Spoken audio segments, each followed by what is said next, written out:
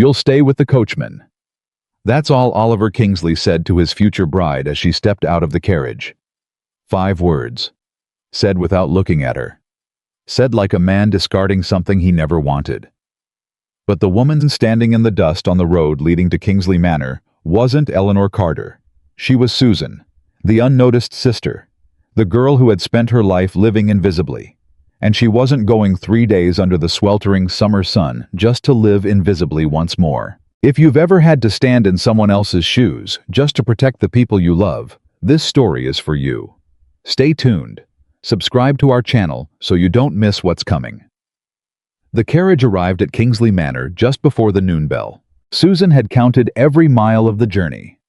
Not because she was anxious, though she was, but because counting kept her mind from wandering into the territory she could not afford to visit. The territory where she admitted to herself exactly what she was doing. Exactly what she had agreed to become. She was 24 years old. She had never been married. She had never been courted in any serious way. She had spent most of her life behind Eleanor, which was simply the natural order of things, when your older sister was the kind of woman people turned to look at in the street. Eleanor had color in her. Warmth that pulled people forward like sunlight through glass. Susan was the other kind. Quiet. Watchful. The sort of woman who listened so well that people forgot she was in the room. She had decided 3 weeks ago that this particular talent would either save her life at Kingsley Manor or end it. The carriage slowed. Through the window she caught her first real look at the estate, not the painting Eleanor had described. Not the words from the solicitor's letter, but the actual stone and shadow of it. Kingsley Manor rose against the summer sky like a man who had decided long ago that he had nothing to prove and had stopped caring whether anyone agreed. It was not beautiful. It was something older than beautiful. Something that had survived enough seasons to stop performing for anyone. Susan touched the brooch at her collar. Eleanor's brooch. Eleanor's dress. Eleanor's married name waiting like a coat she would have to wear for the rest of her life if everything went according to plan. If. She heard the footman open the door before she was fully ready. She had rehearsed this. She had stood in front of the mirror in Eleanor's room and practiced the slight tilt of Eleanor's chin, the particular way Eleanor held her shoulders when she was being observed by someone important. Susan had studied her sister the way a scholar studies a text she must one day recite under examination. But when the door swung open and she saw Oliver Kingsley standing at the top of the stone steps, every rehearsed gesture dissolved. He was not what she had expected. She had built him from Eleanor's letters, from whispered reports, from the particular silence that fell over a room when his name was spoken. She had built him large and deliberately frightening, the way women build the things they fear in order to make the fear manageable. The man at the top of the steps was large. She had gotten that right. Broad through the shoulders, with the kind of stillness that didn't come from peace, but from a long habit of containing whatever was happening inside him. He wore no hat. His dark hair was pushed back from his face, as though he had run a hand through it recently and not bothered to correct it. He was watching the carriage. He was watching her step down. And the first thing he said, the very first words Oliver Kingsley directed at his returning wife after 3 months of separation, was said to the footman standing 2 feet to Susan's left.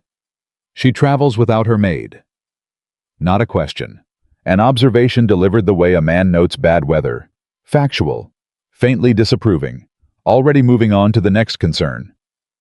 Susan straightened her spine. "My maid took ill at the last post station." Her voice came out steadier than she deserved. "I chose not to delay the journey." Oliver's gaze moved to her then. Just shifted. The way a man looks when a piece of furniture makes an unexpected sound. He studied her for a moment that lasted considerably longer than comfort. "You look well," he finally said. "The country air agreed with you." It did. "Come inside." He turned before she finished speaking and walked back through the front door. No hand extended. No gesture of welcome. Just the expectation, absolute and apparently immovable, that she would follow. Susan followed. She told herself it was strategic. She told herself she was still in the performance, still wearing Eleanor's chin, and Eleanor's shoulders, still being the woman the man inside expected to see. She told herself the steadiness in her chest was focus. She did not examine it too closely. The housekeeper's name was Mrs. Aldgate, and she had been running Kingsley Manor for 23 years. She was the sort of woman who communicated everything with a precise economy of expression, a slight narrowing of the eyes that meant you have done something wrong, a brief tightening of the mouth that meant I have already corrected it and I would prefer we not discuss it again. She looked at Susan with both expressions simultaneously. Lady Kingsley. A curtsy, practiced and correct and carrying within it the faintest suggestion of a question mark. Mrs. Aldgate. Susan offered the warmth she knew Eleanor would not have offered, then caught herself. Too late to recalibrate, she pressed forward. I trust everything has been managed well in my absence. As always, my lady. The housekeeper's eyes moved over her once more, with that precise professional inventory that good household managers develop over decades. Your rooms have been prepared. Thank you. Susan was shown upstairs. The room was Eleanor's room, or rather it was Lady Kingsley's room, and Susan was now Lady Kingsley, and she would sleep in this room, and dress in this room, and conduct every private moment of her stolen life in this room without flinching. That was the arrangement. That was the whole of the plan. She stood at the center of it when the door closed, and finally allowed herself 30 seconds of being Susan Carter. She used approximately 28 of them, pressing her hands flat against her thighs and breathing in a controlled way until the trembling stopped. Then she crossed to Eleanor's writing desk, opened the second drawer, and removed the packet of letters she had memorized on the journey down. Eleanor's handwriting was rounder than Susan's, more decorative. The letters leaned slightly to the right, the way Eleanor herself had always leaned slightly toward whatever source of warmth was nearest. Susan had practiced it until her wrist ached. She had burned the original practice pages. She sat down at the desk and read the letters through one more time, though she no longer needed to. She was looking for the gaps, the things Eleanor had not written down. The things a wife might know about a husband that never made it into correspondence. The 1,000 invisible facts of a shared life that Susan had no way to have learned from 3 weeks of careful study. She was going to have to improvise. She had always been good at improvising. Dinner that first night was the first real test. Oliver sat at the head of the table, the way he apparently sat everywhere, as though the chair had been built specifically to accommodate his particular brand of controlled tension. He did not look at her often. When he did look, it was briefly, precisely, and with the expression of a man conducting a mental inventory he had not yet completed. Susan ate. She kept her movements measured. She reached for her water glass at the correct moment, set down her fork, the way Eleanor set down a fork, commented on the food with Eleanor's mild appreciation. Oliver said very little. His solicitor, a Mr. Graves, had joined them for dinner, a narrow-shouldered man with an ink stain on his left index finger that Susan noticed immediately and filed away without knowing yet why it would matter. Graves spoke to Oliver in the comfortable shorthand of men who have worked together long enough to have developed their own language. The estate accounts. A tenant dispute over the northern field. A letter from someone in London that Graves described as requiring careful attention in a tone that made it clear the careful attention had already been given and the outcome was not satisfactory. Oliver listened, responded in brief, exact sentences, made 2 decisions and dismissed both topics before the second course arrived. He had not asked Eleanor a single thing about her family, about her time away, about whether the journey had been difficult. Susan watched him across the table and thought about what Eleanor had written in the earliest letters before the tone shifted. He speaks to me as though I am a household account that requires periodical review. I am never wrong exactly. I am simply never quite right. Lord Kingsley. He looked up. The words had come out before Susan decided to say them. I would like to visit the tenants tomorrow morning. She kept her voice easy, like the request was natural. I have been away 3 months. It seems proper to re-establish contact. Something moved across his face. Not irritation exactly. Something more like recalibration. The tenants are managed. I'm certain they are. I should still like to call on Mrs. Hewitt. Her youngest was ill when I left. Another pause, longer than the last one. As you wish. He returned his attention to Graves. Susan returned her attention to her plate and did not allow herself any visible reaction. but she felt it the first small fracture in the performance.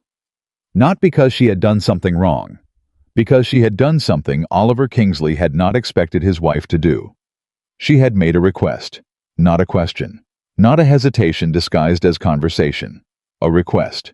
And she saw in the brief recalibration on his face that Eleanor had never done that at dinner.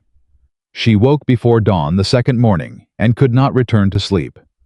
She lay in Eleanor's room in Eleanor's bed and she thought about her sister. Eleanor was safe. That was the entire point.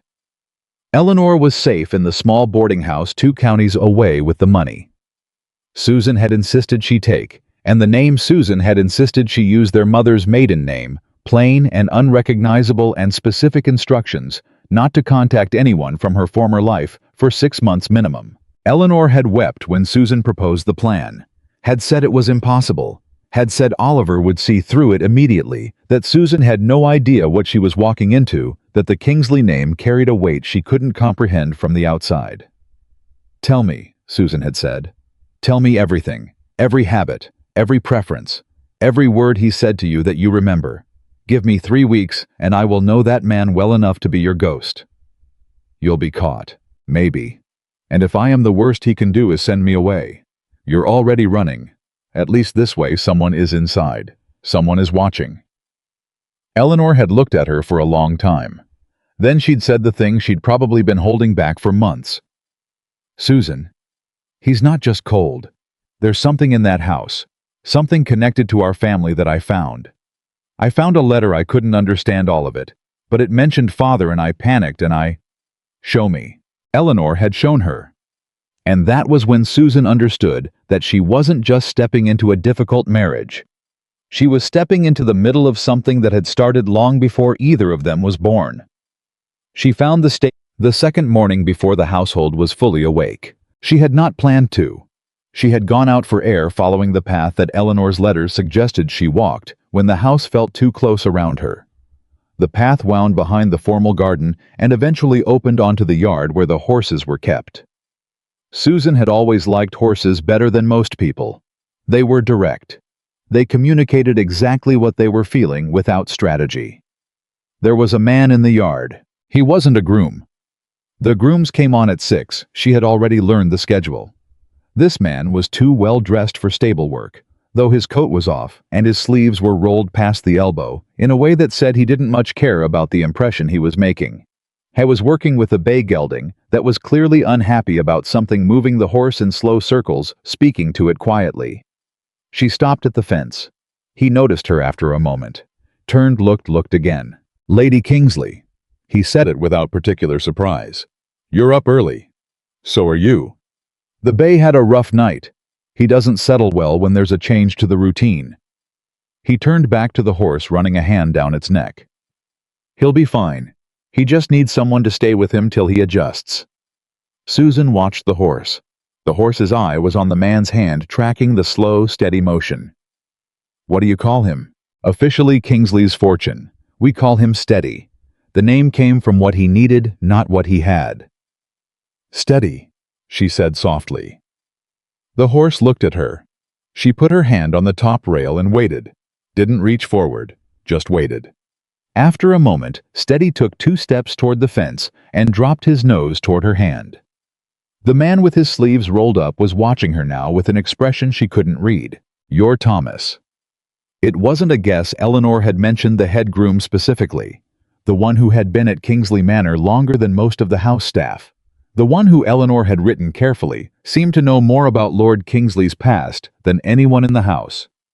"Thomas Reed, my lady, head groom these past 12 years. Do you find Lord Kingsley a fair employer, Thomas?"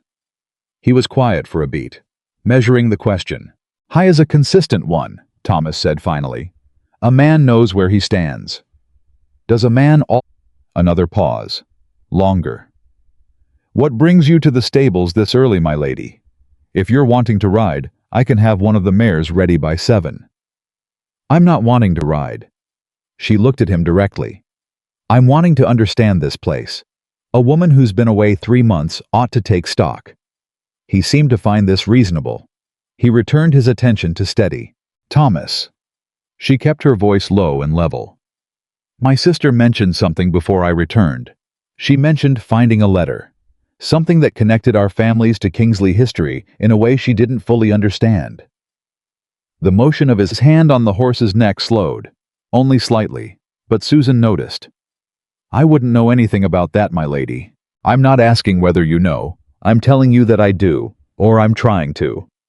She took her hand from the rail.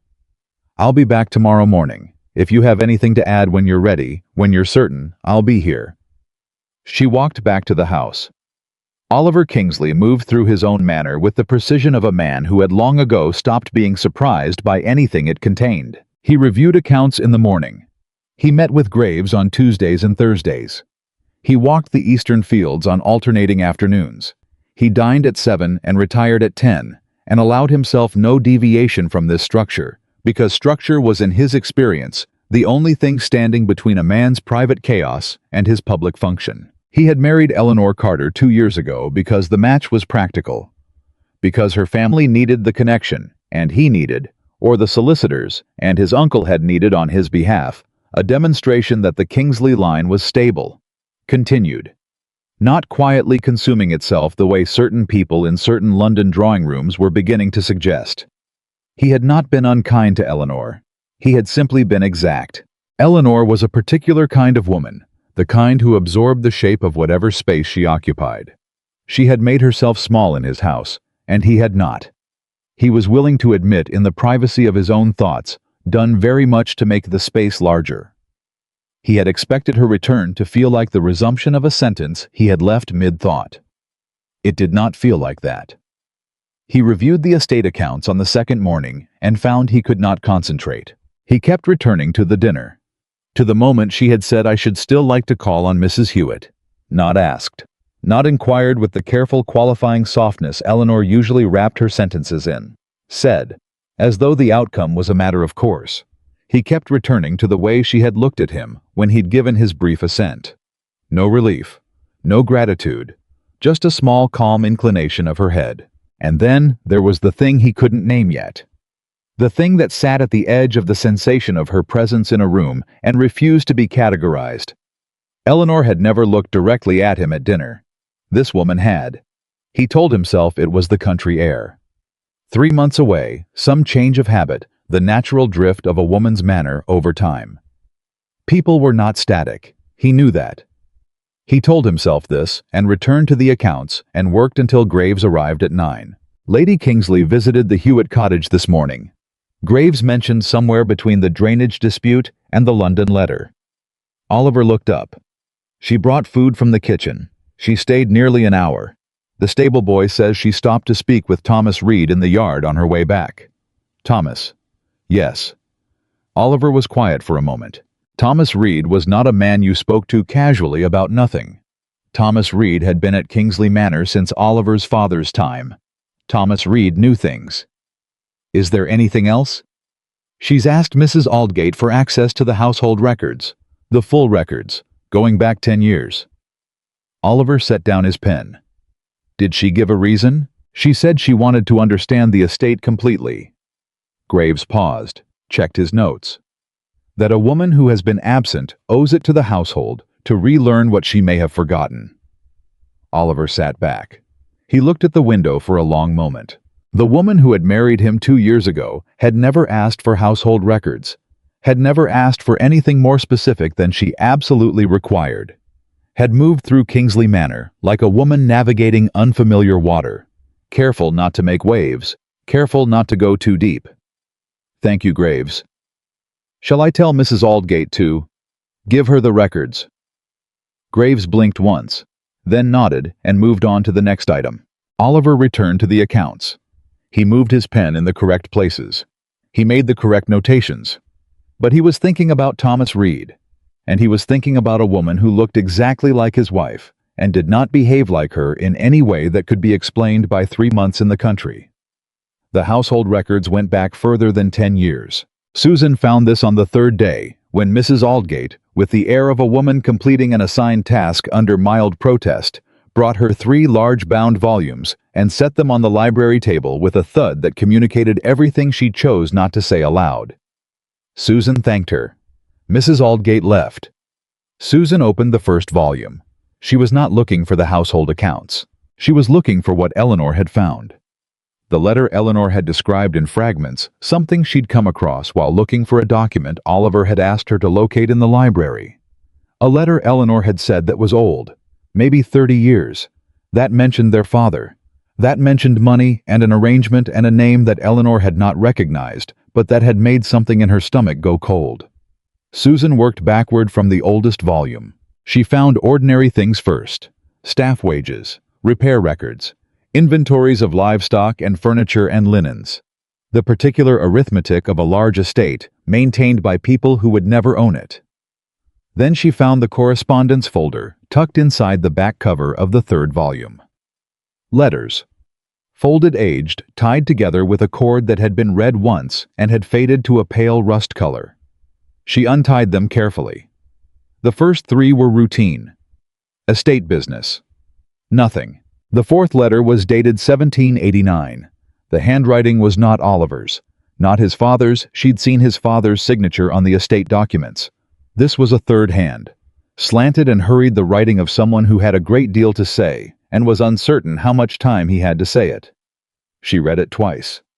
Then she sat for a long time with her hands flat on the table. The letter was from a man named Charles.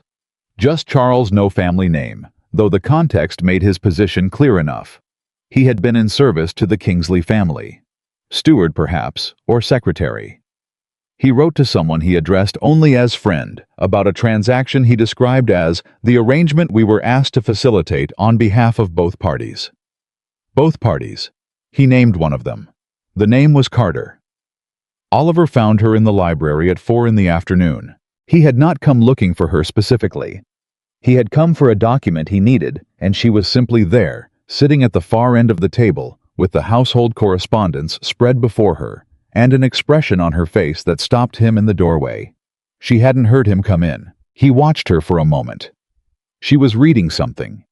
One hand was pressed flat on the table the way a woman presses her hand flat when she is trying to hold herself together without letting anyone see the effort. He recognized the gesture. He had made it himself. Eleanor. She looked up. The expression didn't vanish. There wasn't time for that, but it shifted, compressed, tucked itself away with a speed that confirmed it had been real. I didn't hear you come in. Evidently. He crossed to the table. What are you reading? A beat. Just long enough to be noticed. Household records, as I mentioned to Mrs. Aldgate. Those aren't household records. He recognized the correspondence folder from across the table. He had not opened it in years. He had not needed to. He knew what it contained, and he had made a decision long ago about what to do with that knowledge, which was nothing, which was to leave it precisely where it was and not examine it and certainly not discuss it. She looked at him steadily. No, they're not. The word there instead of they are. He noticed it. Eleanor clipped contractions sometimes. A small habit, a little American informality that she seemed to forget she had when she was nervous. She wasn't nervous now. Where did you find those? Tucked inside the back cover of the third volume. I wasn't looking for them specifically, though I suspect. She stopped, recalibrated, continued more slowly. I suspect they were meant to be found eventually. By whom? By someone who needed to understand what happened between our families. Our. He went still. That was not the word Eleanor would have used. Eleanor spoke of the Carters and the Kingsleys as two separate things that had been joined by law and circumstance. She would not have said, our families, she would have said the families, or your family and mine. She had always maintained that slight distance. It was one of the ways she kept herself intact inside a marriage that didn't quite fit. But this woman said our as though it was natural. Oliver looked at her. Really looked. Same face, same eyes, same mouth. But Eleanor had always lowered her gaze. This woman did not.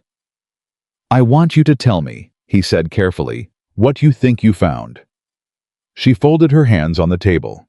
Her posture was very straight. Her chin was level. A letter from 1789, from a man named Charles I believe he was steward here at the time, addressed to someone he calls friend. describing a transaction that involved both the Kingsley estate and a family named Carter. She paused. My family, Lord Kingsley. You know what it says? I know what it says. Her voice didn't waver. What I don't know is whether you've always known, or whether this is as new to you as it is to me. The fireplace ticked. Somewhere outside, a horse moved in the yard. Oliver looked at the woman sitting across from him in his library, with Eleanor's face and a spine that had never belonged to Eleanor in his life. He pulled out the chair across from her and sat down. Ask me. She looked at him. Were you told, she said slowly, that this marriage was arranged to settle a debt? I was told it was a practical arrangement, a consolidation of connections. That's not what the letter says. No. He looked at his hands on the table. It's not. She was quiet for a moment. Then she said very carefully, Lord Kingsley, I need to ask you something, and I need you to answer me honestly. Ask. When your wife returned from her family visit, she stopped, started again. When I arrived 3 days ago, was there anything that seemed different to you? The question landed in the room like a stone in still water. He looked at her. She looked at him. She was not asking as Eleanor. She was asking as whoever she actually was. And in the space between the question and the answer, in the exact moment before Oliver Kingsley spoke, Susan Carter understood that the performance was almost over. That she had perhaps 3 seconds before everything changed. That she had come into this house to protect her sister and had instead walked directly into the center of something neither of them had fully understood when they'd made the plan. She held his gaze. She did not look away. Yes, Oliver Kingsley said quietly. There was something different. The fire crackled.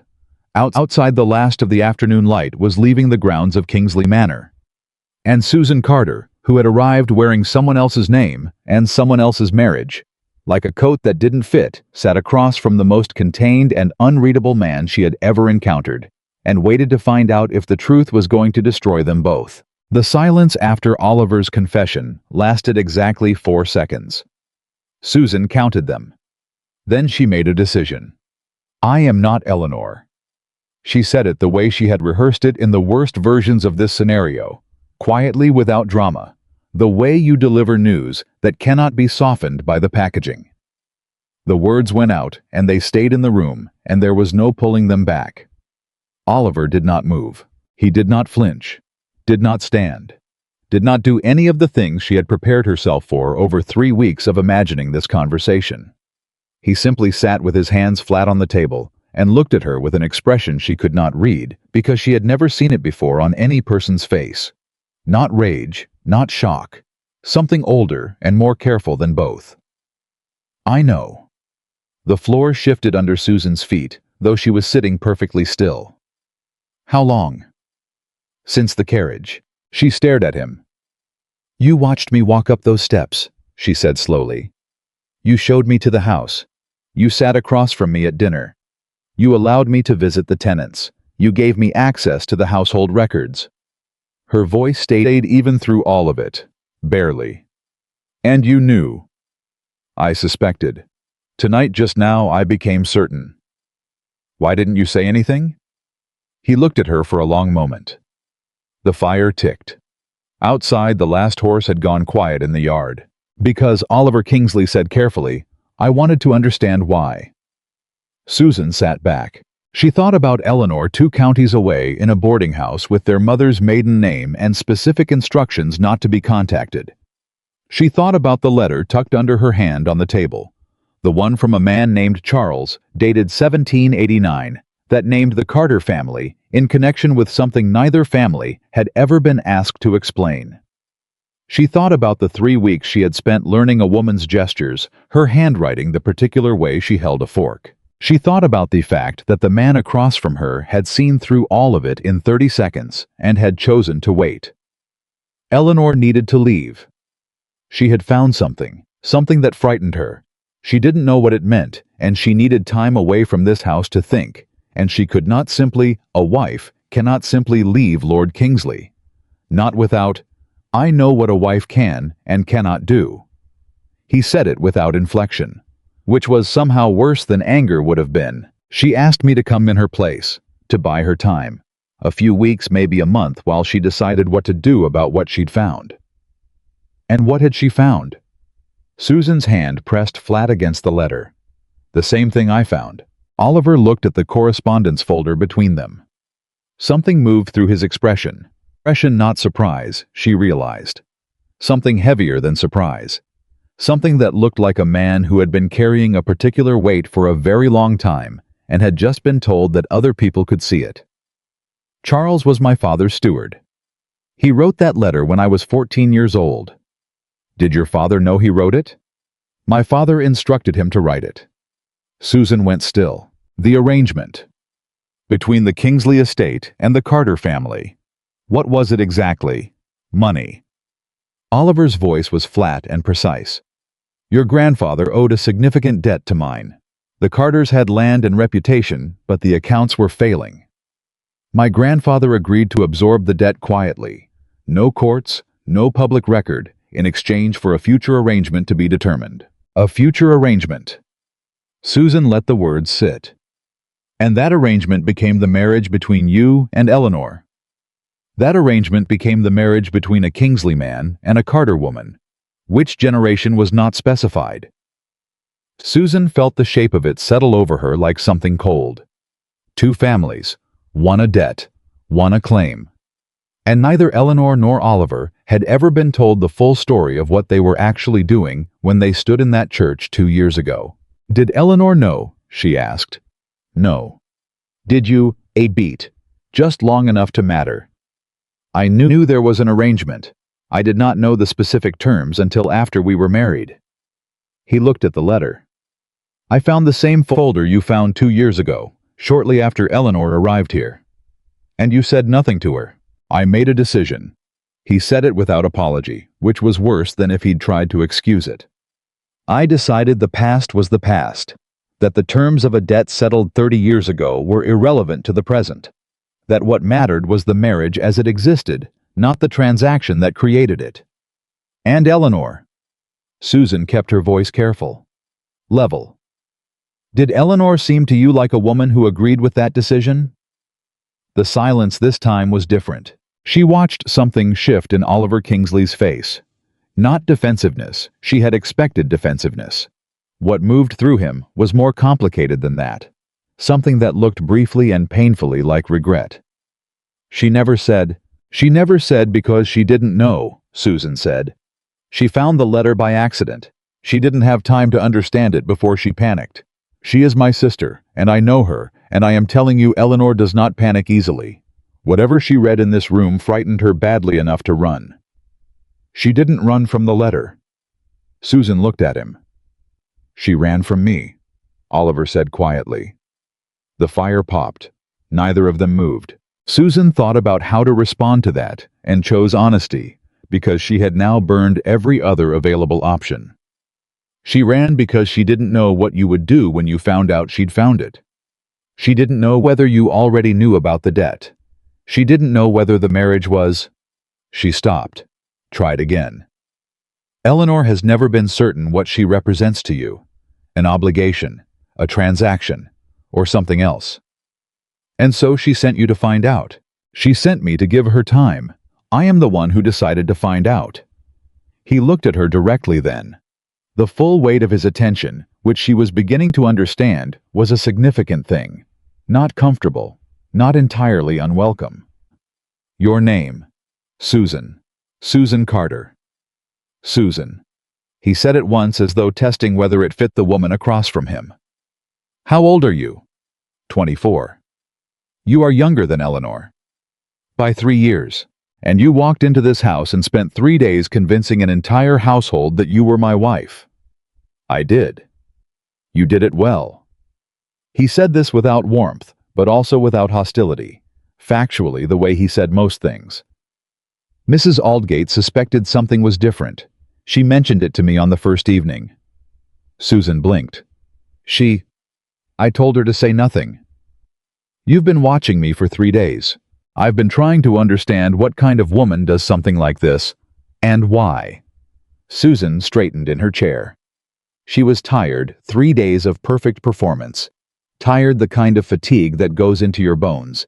But she kept her spine exactly where it was. The kind of woman who does something like this, she said steadily, is the kind who has spent her entire life watching other people need help and having no way to give it.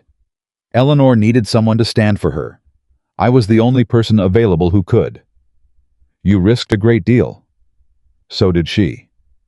She is my wife, legally.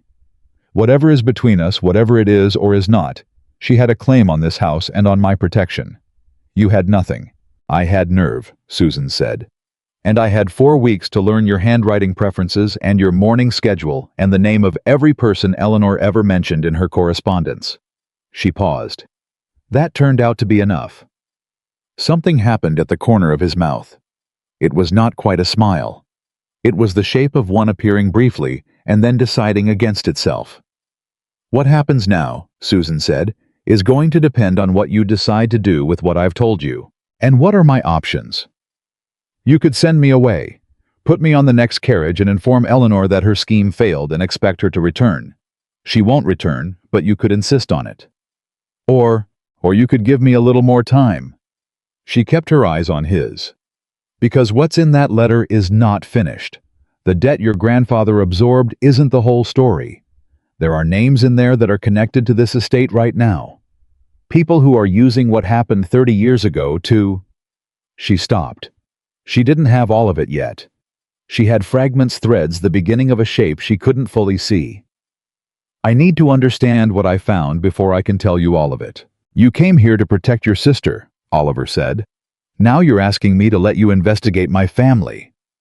I'm asking you to let me finish what Eleanor started when she found that folder. She didn't look away. Because I think whatever is in it affects both our families. And I think you know that too, or you would have said something to Eleanor 2 years ago, instead of putting the folder back and pretending it didn't exist. The fire had gone low. The room was darker than it had been when they started. Oliver was quiet for a long time. You will stay in the house, he said finally. You will maintain the arrangement as it exists. The staff does not need to know. Mrs. Aldgate already suspects. Mrs. Aldgate has been managing difficult information in this house for 23 years. She'll manage this.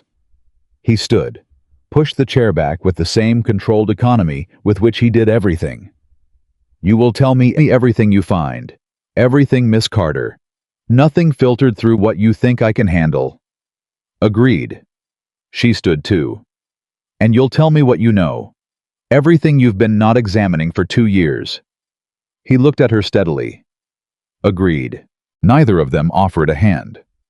There was nothing to shake on, not a real agreement, not a legal arrangement, nothing that either of them could take to anyone else and have validated. Just 2 people in a library, a correspondence folder between them and the understanding that the thing they had just decided to do together was either going to resolve something or make it considerably worse. Susan picked up the letter.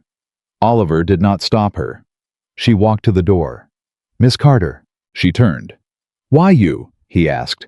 Why not find someone else, a solicitor, a friend of the family, to stand in Eleanor's place? Why come yourself? She thought about it honestly. Because I'm the only one who would have done it without needing to be asked twice, she said. And because I was curious. About what? About whether the man everyone said was a monster was actually one. She left before he could respond. She walked through the corridor with careful, measured steps, and did not allow herself to process any of it until she was in Eleanor's room, with the door closed behind her. Then she sat on the edge of the bed and pressed the backs of her hands against her eyes and breathed for a full minute, concentrated and deliberate, until the shaking in her hands stopped. He had known since the carriage. He had watched her for 3 days. And the question she was now contending with, the question she had absolutely not anticipated when she packed Eleanor's dresses and climbed into that carriage, was what exactly it meant that he had chosen to watch rather than act. Because Oliver Kingsley did not strike her as a man who waited out of uncertainty. He waited because he wanted to see what she would do next, which meant he was curious too. That was either the best thing she had learned in 3 days at Kingsley Manor, or the most dangerous. She honestly wasn't sure which. She opened the letter again and read it by lamplight until she found the second name she'd missed the first time through. The name that appeared not at the beginning of the transaction, not as a party to the original debt, but 3 lines from the bottom of the page added in a different ink. Added later. As though someone had come back to this letter after it was written and inserted something. A name she recognized. Not from the Carter family history. From the dinner table 3 days ago. Graves. The solicitor with the ink stain on his left index finger. The next morning, Susan went to the stables before the household was awake. Thomas Reed was there. He looked unsurprised to see her. "My lady. Miss Carter. I think we can dispense with the other title now." He studied her for a moment with the patience of a man who has handled unpredictable animals his entire life, and developed the judgment to tell the difference between dangerous and simply frightened. "I wondered how long it would take." "You knew." "I had a notion. The way you stood at the fence 2 mornings ago. Lady Kingsley never came to the stables. Not once in 2 years." He moved to Steady's gate, ran a hand down the horse's flank. "Eleanor was afraid of them. I've always liked horses." "I know." He said it quietly. "Your father used to say the same thing about himself." Susan went very still. "You knew my father." "I knew of him." Thomas kept his eyes on the horse. "My uncle was steward here before me. He worked under Charles, the man who wrote that letter you found." The ground shifted again. It kept doing that in this house. Every time Susan thought she had solid footing, Kingsley Manor found another way to move beneath her. "Tell me." Thomas turned to face her directly. "The debt was real." "Your grandfather's debt to old Lord Kingsley, that was real, and it was settled the way the letter describes. But the letter doesn't say everything. What it doesn't say is that your grandfather didn't incur that debt on his own." Susan waited. "He had a partner," Thomas said, "in the arrangement that went wrong, the arrangement that created the debt in the first place. A business venture, land speculation. Bad investments. The kind of thing men do when they trust the wrong people. Your grandfather trusted someone who betrayed him and then stood aside while your grandfather's family paid for it." "Who?" Thomas looked at her steadily. "A man named Graves." Susan's breath went out in a long, slow stream. "Not the current Graves," Thomas continued. "His father. But the son inherited the practice, and the knowledge, and the particular advantage that comes from knowing something. Damaging about 2 families who are now linked by marriage, and who both have reason not to make any of it public. He's been using it. For years. Quietly. Small decisions steered this way instead of that way. Legal advice given with a thumb on the scale. Nothing that would hold up in a court if either family tried to name it just enough to keep both families obligated, to keep himself essential." Susan thought about Graves at the dinner table. His comfortable shorthand with Oliver. The ink stain on his finger. The way Oliver had deferred to him on the London letter without asking for the full contents. Oliver doesn't know. "Lord Kingsley trusts Graves the way a man trusts a family institution," Thomas said. "Graves has been this family's solicitor since before Lord Kingsley was born. You don't question an institution. You don't look at it directly. You've known this and said nothing. I'm a groom, Miss Carter." He said it without bitterness, but without apology. "I know what happens to grooms who bring accusations against solicitors with 30 years of documented service and the family's ear. My uncle tried once, quietly. He was let go within the month." Susan thought about Eleanor. About the letter. About the panic that had been real enough to send a woman fleeing her own home. "Eleanor found something else," she said slowly. "Not just the letter. There was something else." Thomas nodded once. "There's a second folder." "Not in the library, in the estate office. 3rd cabinet, lower drawer behind the land survey records." He paused. "I've never opened it myself, but my uncle described what he'd seen in it before he left." "What's in it?" "The real terms," Thomas said. "Not what Charles was instructed to write in the letter. The actual agreement between the 2 families. And what Graves's father added to it, what he extracted from both sides as the price of facilitating the arrangement." Susan looked at the horse. Steady looked back with his large, direct eye. If Oliver finds out that the man who has managed his family's legal affairs for 30 years has been using information from that folder to, it will destroy Graves. And it will hurt Oliver. She said it quietly. Because he trusted him. Yes. She stood there for a moment with the weight of it. Does Lord Kingsley know you know any of this? No. He needs to. I know, Thomas said. I've known for a long time. I was waiting for someone who could do something with it. He looked at her steadily. I reckon that's you, Miss Carter. She almost said, I'm not sure I'm the right person. She thought it started to form the words and stopped, because the truth was that she had come into this house knowing she was exactly the right person, and the 3 days since had only confirmed it. The right person was the one who showed up. The right person was the one who stayed. I need to get into the estate office. Mrs. Aldgate has the key. Mrs. Aldgate already suspects I'm not who I said I was. Yes. Thomas allowed himself the briefest expression that might in a different man's face have become a smile. She also has a great deal of loyalty to this house. To the house itself, not just to the family name. She's been watching Graves for years and not trusting what she watched. Susan looked at him. You've been building a case, she said slowly. I've been keeping records, Thomas said carefully. In the way that a man keeps records when he knows something is wrong and doesn't yet have the standing to say so out loud. I have the standing. She said it before she'd fully thought it through. Or I can manufacture it. I'm Lady Kingsley until someone officially says otherwise. That's enough standing to request access to estate records. And when Lord Kingsley finds out what's in the second folder, he's going to find out.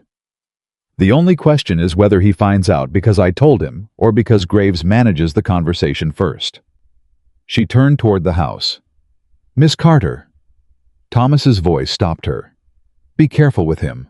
Lord Kingsley, he is not who people say, but he is also not yet who he could be. The man he is now does not know how to be helped. He only knows how to be managed. She turned halfway back. Nobody's going to manage him.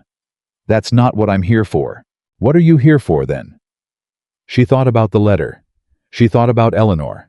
She thought about the moment Oliver Kingsley had said I wanted to understand why, and the way he'd watched her with an attention that had nothing managing in it. The truth, she said simply. I'm here for the truth. Everything else can sort itself out after. She walked back through the yard and into the house, and she did not let herself think too hard about the fact that at some point in the past 3 days, the truth she was hunting had expanded considerably beyond what she'd come here looking for. It had started as Eleanor's truth, Eleanor's escape, Eleanor's fear, Eleanor's marriage. Somewhere between the dinner table and the library and the stables at dawn, it had become something else. It had become Oliver's truth too. And the Kingsley families. And the Carter families. A shape that stretched back 30 years through 2 families and a man with an ink-stained finger who had been quietly, carefully, professionally benefiting from the silence of everyone involved. Susan went up the back stairs and changed her dress and went down to breakfast at the usual time. Oliver was already at the table. He looked up when she came in. He did not look away immediately. Good morning, Miss Carter. The name was quiet. The only person who could hear it was her. She sat down across from him. Good morning. Graves arrived at 9 as he always did on Tuesdays. Susan had been in the morning room with the correspondence. When she heard his voice in the entry hall, she stayed exactly where she was. She kept her posture easy and her expression mild, and she listened to the way he greeted the footman, the way he asked whether Lord Kingsley was available, the comfortable authority in his tone, the tone of a man who has been entering this house for 30 years and has never once been told he needed to wait. She listened to Oliver's study door open and close. She set down the letter she'd been reading and picked up a different one. She thought about the third cabinet in the estate office. She thought about the lower drawer behind the land survey records. She thought about what Thomas had said the actual agreement and what Graves's father added to it. She thought about Oliver in the room down the hall, listening to legal advice from a man whose family had built their security on the silence of his. And she thought about what it was going to look like on Oliver Kingsley's face that contained careful, infuriating face when he learned that the person he'd trusted most with the machinery of his estate had been running a 30-year extraction and calling it service. She thought about the fact that she was going to have to be the one to tell him. She thought about how much she did not want to hurt him. That thought arrived with absolutely no warning, and she set it aside immediately and returned her attention to the correspondence. An hour later, when she heard Graves leave and Oliver's study door open, she was still in the morning room with the letters in order in front of her, and her expression arranged into something that communicated focused industry rather than the particular alertness of a woman who has been listening carefully for an hour. Oliver stood in the doorway. "I need to speak with you." "All right." "Graves has advised me to transfer a portion of the estate accounts to a new investment structure he's recommending. He has documentation." He crossed his arms. "He's advised similar transfers twice in the past 4 years. Both times the returns were below projection." Susan looked at him. "And both times," she said carefully, "I imagine he had documentation. Detailed documentation." Something in Oliver's voice was different, flatter.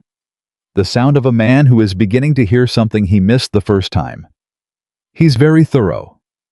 Lord Kingsley." She kept her voice even. "Don't sign anything today." He looked at her. "I found something else this morning.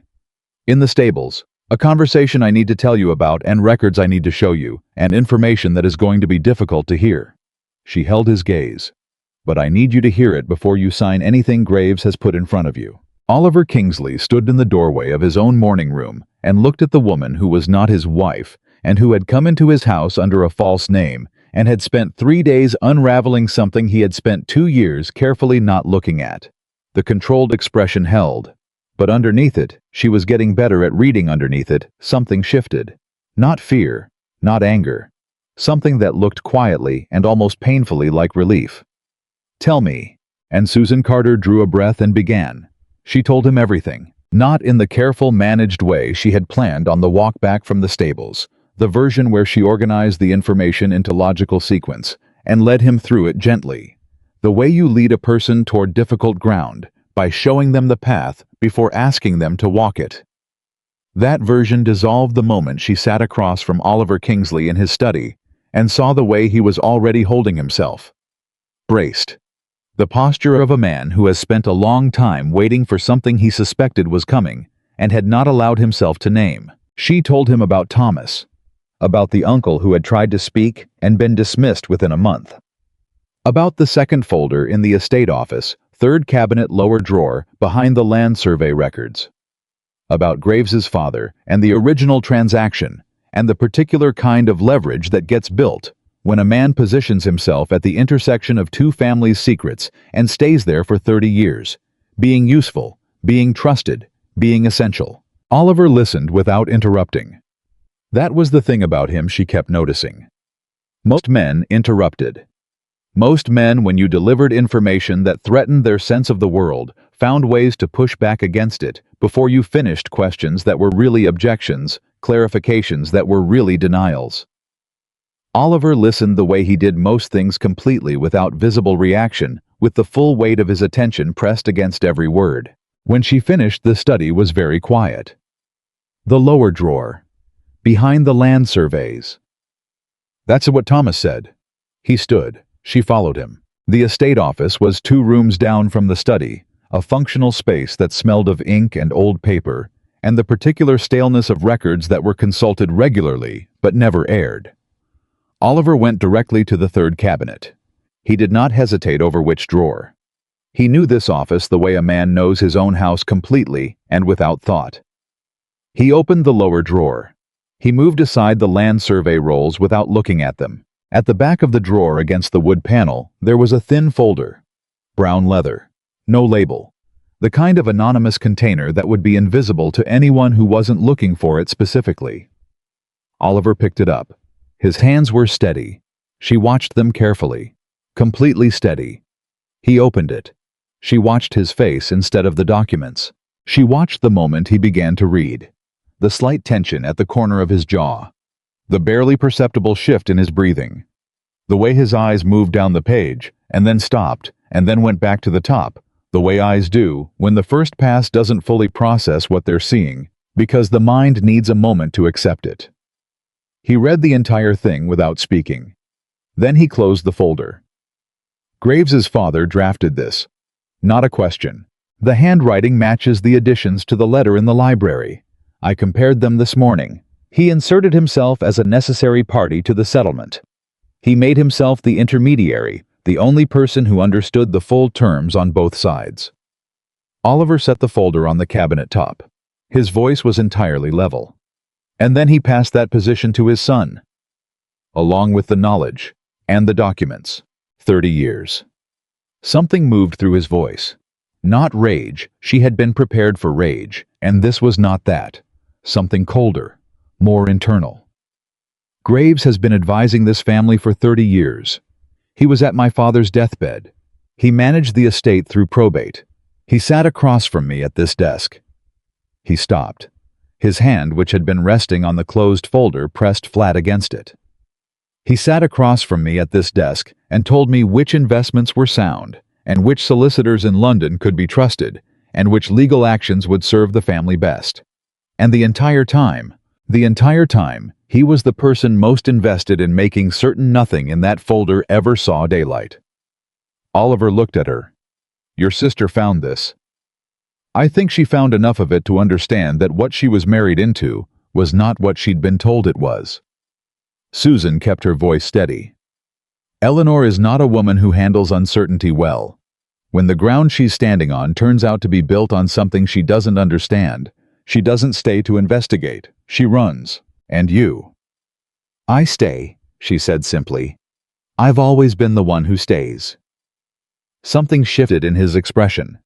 She couldn't name it and didn't try. I need to know, he said quietly, whether there are people currently suffering consequences because of what Graves has been doing. Not 30 years ago. Now. It was the right question. She had not expected him to ask it so quickly, had expected him to spend more time inside his own sense of betrayal before he turned outward. The fact that he didn't told her something about him, that she added to the collection she'd been building since the carriage. The tenant in the northern field. The dispute Graves mentioned at dinner the first night. Tell me what it's actually about. He told her. A man named Hewitt, the husband of the woman. Susan had visited her first morning, who had been farming a particular section of the northern field for 11 years, under a verbal arrangement with the previous estate manager. Graves had recently produced documentation suggesting the arrangement had never been formally recorded, which meant Hewitt had no legal standing to the land. The recommended resolution was eviction. Graves recommended it, Susan said. He drafted the eviction notice last week. And if Hewitt loses that field, he loses his livelihood. The family has nothing else. Oliver's voice was flat. I told Graves I would review it. I had not yet signed. Because something felt wrong. Because something felt wrong, he confirmed. Susan thought about Mrs. Hewitt, the woman who had welcomed her with warmth and mild surprise when she'd knocked on the cottage door 3 mornings ago. 3 children visible through the doorway. A 4th on the way, though. Mrs. Hewitt had not said so. Susan had simply noticed. The particular exhaustion of a woman in the last months of pregnancy, who is also managing everything else. Graves knows this family, Susan said. He knows which tenants have undocumented arrangements, and which families are vulnerable, and which pieces of land have unclear title. He's been managing this estate's legal affairs for 3 decades. He knows exactly where to apply pressure. And the Hewitt situation is... Oliver stopped. Not the only one. I would be surprised if it were. He moved to his desk. He opened the center drawer and removed a ring of keys. He looked at them for a moment. I need to go through the estate records myself. Everything Graves has touched in the past 5 years. That's going to take time. Yes. And while you're doing it, Graves will continue to have access to this estate, to you, to whatever he's managed that we haven't found yet. Oliver looked at her. What are you recommending? I'm recommending nothing, she said carefully. I don't have the authority to recommend anything. I am not Lady Kingsley, Lord Kingsley, and I think we've both established that beyond any further ambiguity. I am a woman who is standing in your estate office, holding information, and trying to make certain you have all of it before you decide what to do. You're recommending something. She allowed herself a breath. Stall him. Don't sign the investment documents. Tell him you're reviewing them with an independent party in London. Give yourself 2 weeks to go through the records before he realizes you're looking. And if he realizes before the 2 weeks are up, then we move faster. Oliver was quiet for a moment. He was looking at her with that full attention again, the kind that had felt like an examination when she first arrived, and now felt like something she didn't have a clean word for. Susan heard the word, felt the specific weight of it. Figure of speech. Is it? She didn't answer. He picked up the thin brown folder and locked it in the center drawer of his desk. He pocketed the key. I'll send a letter to London today. An independent review of the estate accounts, framed as a routine matter. He looked up. You'll help me draft it. All right. And then, he paused. I think it's time we spoke with Thomas Reed directly. Thomas came to the study that afternoon at Oliver's invitation, which was itself an unusual enough event that Susan noticed the particular care with which Thomas composed his expression when he walked in, the extra steadiness, the careful neutrality of a man who has been called before someone powerful before and has learned not to give anything away before he knows which direction the conversation is heading. He looked at Susan first. She gave him a small nod. He relaxed, slightly. Enough. Thomas. Oliver gestured to the chair across from his desk. Sit down. Thomas sat. Oliver sat. Susan stayed near the window. I'm going to ask you to tell me what you told Miss Carter this morning, Oliver said. Everything. The same conversation. Thomas told him. Slower this time and more carefully the original attempt to speak the dismissal. The position Thomas had maintained for 12 years, watching and recording and waiting for circumstances to change. Oliver listened the same way he'd listened to Susan. Completely. Without deflection. When Thomas finished, Oliver said, Your uncle. What was his name? James Reed, my lord. Do you know where he went after he left this estate? He went to his sister's family in Derbyshire. He died there 4 years later. He was not an old man. Thomas's voice was careful and level. He was 53. Something in Oliver's face moved. I'm sorry. Thomas looked at him. Looked at him the way a man looks when he hears something he was not expecting and needs a moment to verify that he heard it correctly. My lord. I'm sorry, Oliver said again, for what happened to him, and for the fact that this estate was the kind of place where the right thing to say got a man dismissed. He held Thomas's gaze. That is not what I intend this estate to be. The room was quiet. Susan watched Thomas Reed, who had been keeping records for 12 years in the patient way of a man who expected nothing but justice and had kept going anyway, absorb what Oliver Kingsley had just said. Thomas nodded once, brief and controlled, the nod of a man who was not going to let the moment unravel him. What do you need from me, my lord? The records you've kept, Oliver said. I need to see them. I'll have them to you by morning. Thank you. Thomas stood, moved toward the door, then stopped. Miss Carter. He turned back. The second folder. There's a name in it in the third document, the one with Graves's father's signature that I think you missed. Susan went still. A third party, Thomas said. Someone who wasn't Carter or Kingsley. Someone who came in at the end of the original arrangement and added a separate condition. Who? Lord Kingsley's uncle, Thomas said. His father's younger brother, the one who manages the northern properties. The name landed in the room like a stone. Oliver's expression did not change, not visibly. But Susan was watching his hands, and his hands, for the first time since she'd been in this house, were no longer entirely still. Edmund, Oliver said. Yes, my lord. Edmund is named in that folder. In the third document. My uncle described it to me. He said Edmund Kingsley had inserted a private condition into the arrangement, something that benefited him specifically, separate from what either the Carter or Kingsley mainlines received. Oliver stood up. Leave the records with Mrs. Aldgate in the morning. Thank you, Thomas. Thomas left. The silence in the study was a different quality than the silence before he'd walked in. Susan watched Oliver stand at his desk with his hands flat on the surface and his head slightly lowered, the posture of a man processing information that has changed the shape of everything. "Edmund," she said carefully. "My father's brother. He manages the northern properties, 3 villages, a mill, a substantial parcel of land. All technically under the Kingsley estate. All managed independently by arrangement with my father from before I was born. An arrangement that Graves facilitated." "An arrangement," Oliver said very quietly, "that Graves has been maintaining ever since." Susan thought about it. Edmund benefits from the original arrangement. What did he extract? "I don't know yet." Oliver came around the desk. "But I know my uncle. I know how he operates. If he inserted a private condition into a property settlement 30 years ago, it was not a small thing. We need to see the third document." "Yes. Tonight." He looked at her. Something sharp moved through his expression. "You're certain?"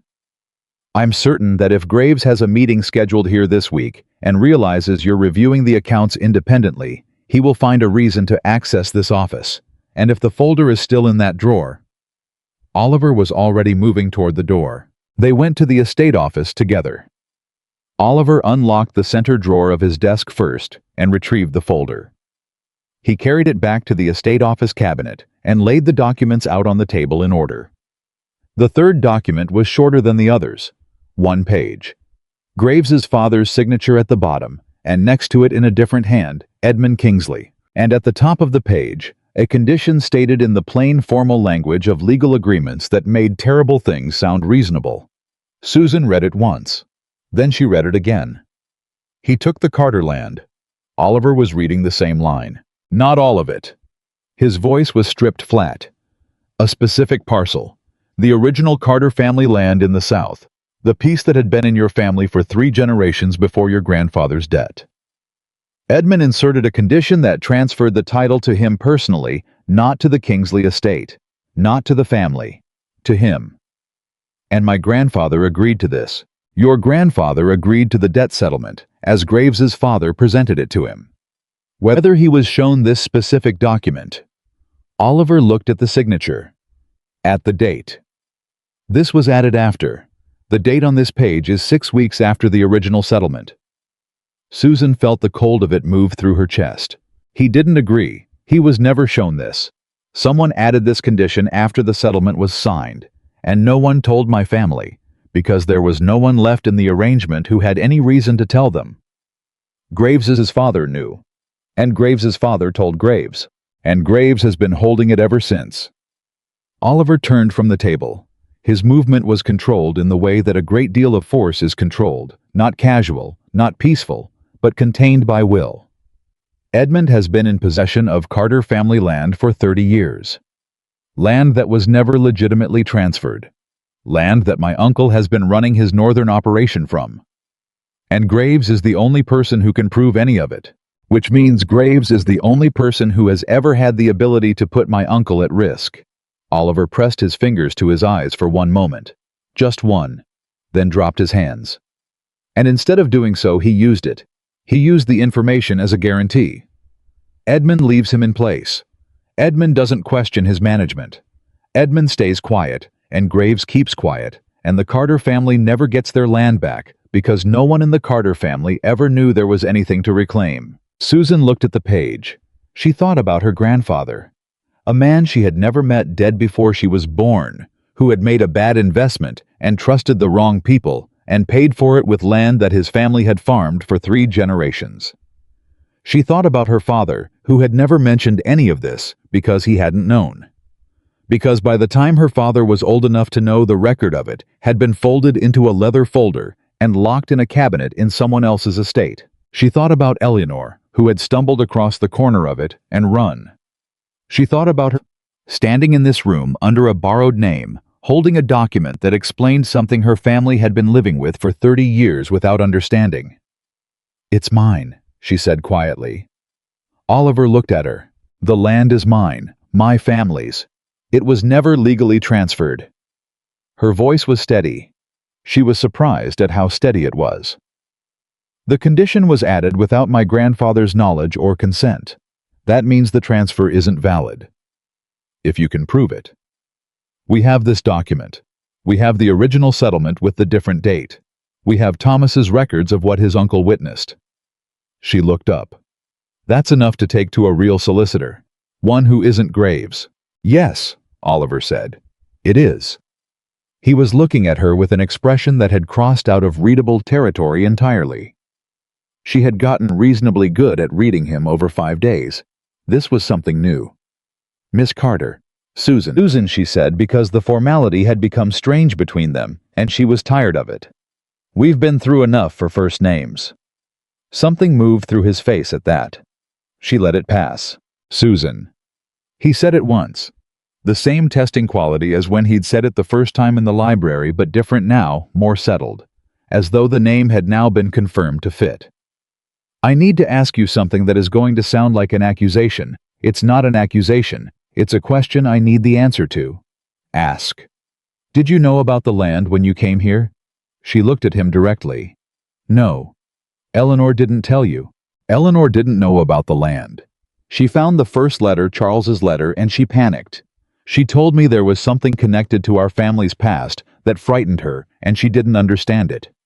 I came here expecting to find I don't know. Some old embarrassment. Some debt that had been settled and ought to have been forgotten. She held his gaze. I did not come here knowing there was property involved. I did not come here to recover anything. I came here because my sister needed someone to stand in her place. Oliver was quiet for a moment. I believe you. She exhaled. I'm going to tell you something. That I have not told anyone, not Graves, not Edmund, not anyone in this house. She waited. I have been aware for 2 years that something was wrong with this estate's management. Not the what, not the specifics, just a feeling. The kind of feeling a man gets when the numbers are technically correct, and the advice is consistently reasonable, and there is absolutely no individual thing he can point to, but the aggregate of it sits wrong. His voice was low and precise. I dismissed it. I told myself I was looking for trouble where there was none. That a man who'd had difficult years sometimes develops a habit of distrust that isn't warranted. It was warranted. It was entirely warranted. He looked at the document on the table. And my Uncle Edmund? I have known something was wrong there too. Edmund and I have not been close. He resented my father's choices.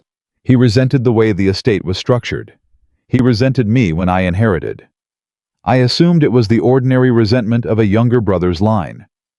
I did not imagine that he had a specific and documentable reason to keep the arrangement exactly as it was. Yes, Susan folded her hands. He's going to find out, you know, she said. Both of them will. Whatever you decide to do from here, Graves and Edmund are going to find out that someone has been in this office and in this drawer, and that the arrangement they've been depending on for 30 years is no longer safe. I know. And Edmund manages the northern properties, 3 villages, a mill. The people in those villages, I know. Oliver picked up the document. Edmund will not be permitted to use what happens between us as leverage against the people who live on those properties. That is the first thing I will address before anything else. Whatever comes next, whoever loses what those people are not going to pay for it. He said it the way he said most things. Flatly. Without performance. As though it was simply the obvious conclusion that a person of functioning conscience would naturally arrive at. Susan looked at him. She thought about what Thomas had said in the stables.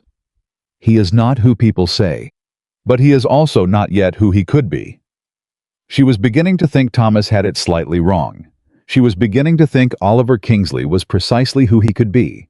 He simply had not yet had occasion to demonstrate it to anyone who was paying attention. There's one more thing. Of course there is. Graves is coming back Thursday. Yes. He's going to bring the investment documents again, and he's going to expect an answer. I'll give him one. Something moved through Oliver's expression that was neither warm nor cold, but somewhere in between the expression of something. I'll tell him I've referred everything to an independent London solicitor for review. I'll give him a name, a real name, someone I actually trust. Someone Graves has no connection to. You have someone like that? I do. A pause. An old friend from my father's time. Not a solicitor. A barrister. Someone who has been beyond Graves's influence because he's never had reason to come near Graves's influence. Another pause. His name is Carver. He will not like what I'm about to ask him to do on a Thursday's notice, but he will do it. Susan nodded. And Edmund, she asked. Edmund I will handle separately, in my own time, in my own way. There was something in how he said it that made her decide not to push. She started to gather the documents back into their proper order. Careful, methodical the way she handled everything. Oliver watched her do it. Can I ask you something? She said without looking up. You've been asking me things for 5 days. This is a different kind of question. She finished ordering the papers and looked at him. When you realized I wasn't Eleanor. In those 3 days before you said anything, what were you expecting to find? What were you waiting for me to do that would tell you what you needed to know? He was quiet for a moment. I didn't know what I was waiting for, he said finally. I was waiting for you to make a mistake. A small one, something that would give me the exact shape of what you were doing and why. But I didn't make a mistake. No. His voice was entirely level. You didn't. And that told me something too. What did it tell you? That whatever you came here for, Oliver said, you came here prepared to see it through, completely, without leaving yourself an exit. Susan set the folder back in the drawer. I didn't have an exit. I chose not to build one. If you build an exit, you start planning to use it. Most people build exits. I know. She closed the drawer. I'm not most people. She was aware in this specific way that you become aware of things that are becoming significant before you've decided to let them be, that they were standing very close together in a small room, and that the conversation had traveled a long way from the legal documents on the table. She took one step back. I should write to Eleanor. She needs to know what's been found.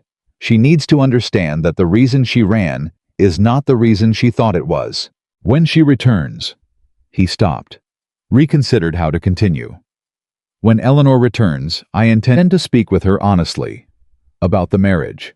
About what it has been and what. Another stop. He was choosing words with unusual care. There are things I should have said 2 years ago. Things I was too occupied with other concerns to say. I will say them when she returns.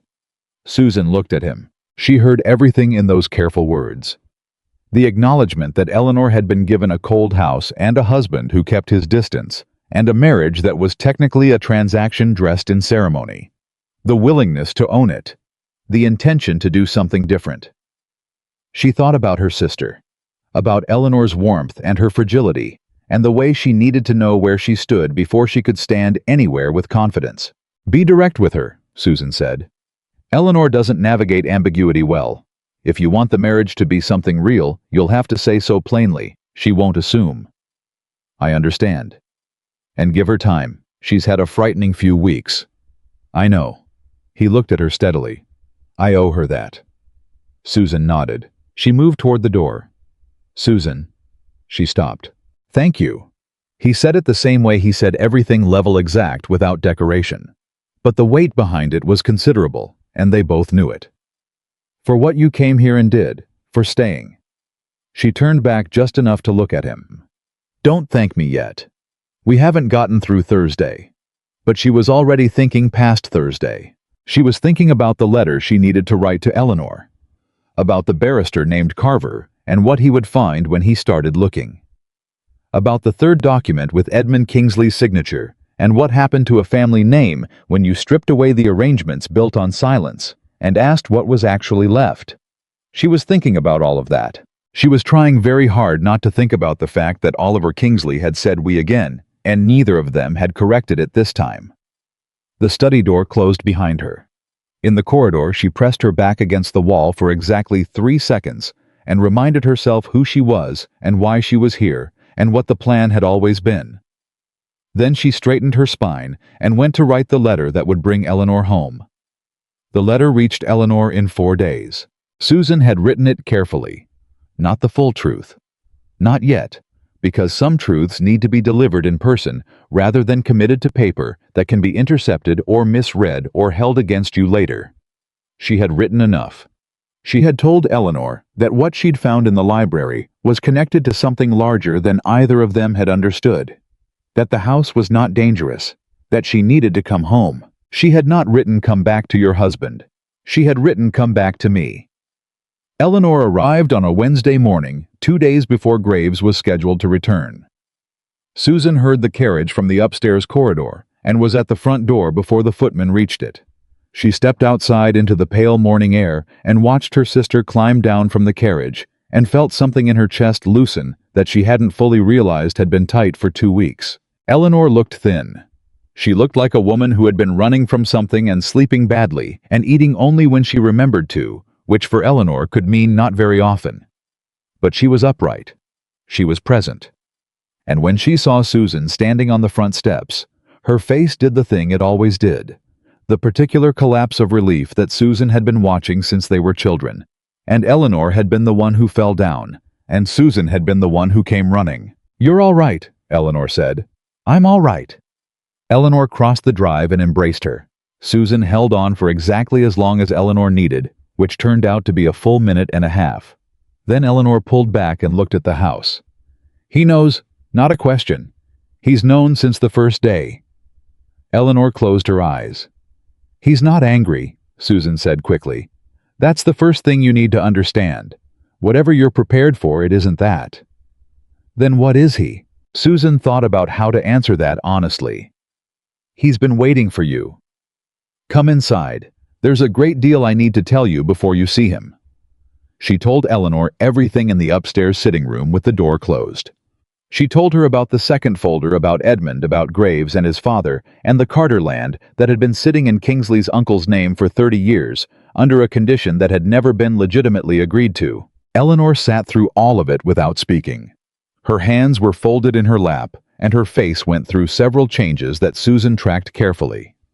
Shock, then the slow, cold recognition of something that had been felt but not understood. Then something harder and steadier that Susan had not seen on Eleanor's face very often, but recognized immediately. Anger. Real anger. The kind that doesn't perform itself. The kind that settles in the bones. "The land was grandfather's," Eleanor said, "for 3 generations before him. And it was taken." Eleanor's voice was very quiet. "While grandfather thought he was settling a debt. While our family thought it was simply money, an old arrangement, nothing to be discussed. Yes. And father never knew. Father never knew." Eleanor was quiet for a moment. What does Oliver intend to do? Susan had been expecting this question. She had prepared for it. But the specific word Eleanor used, Oliver, not Lord Kingsley, not he, made something register that she filed away immediately. "He's contacted a barrister in London," Susan said. "A man named Carver. Independent of Graves completely. He'll be here Friday to review the documents. And Graves is coming Thursday. Yes, Oliver is going to stall him. Tell him the investment review is ongoing. Give him nothing that suggests what's actually being investigated." "What about Edmund?" "That's..." Susan paused. "That's the part we haven't resolved yet. Edmund is a more complicated problem." Eleanor looked at her with the expression of a woman who has been thinking while her sister has been talking and has arrived somewhere her sister hasn't yet. "Edmund will fight it," Eleanor said. "He's had that land for 30 years. Whatever he's built up there, the mill, the villages, his entire northern operation is sitting on property that isn't legitimately his. If that comes out, he loses everything." "I know. He won't simply hand it back." "I know. Oliver is going to have to fight his own family." Eleanor looked at her hands. "His own uncle. In a legal proceeding. Publicly eventually if it goes far enough." She looked up.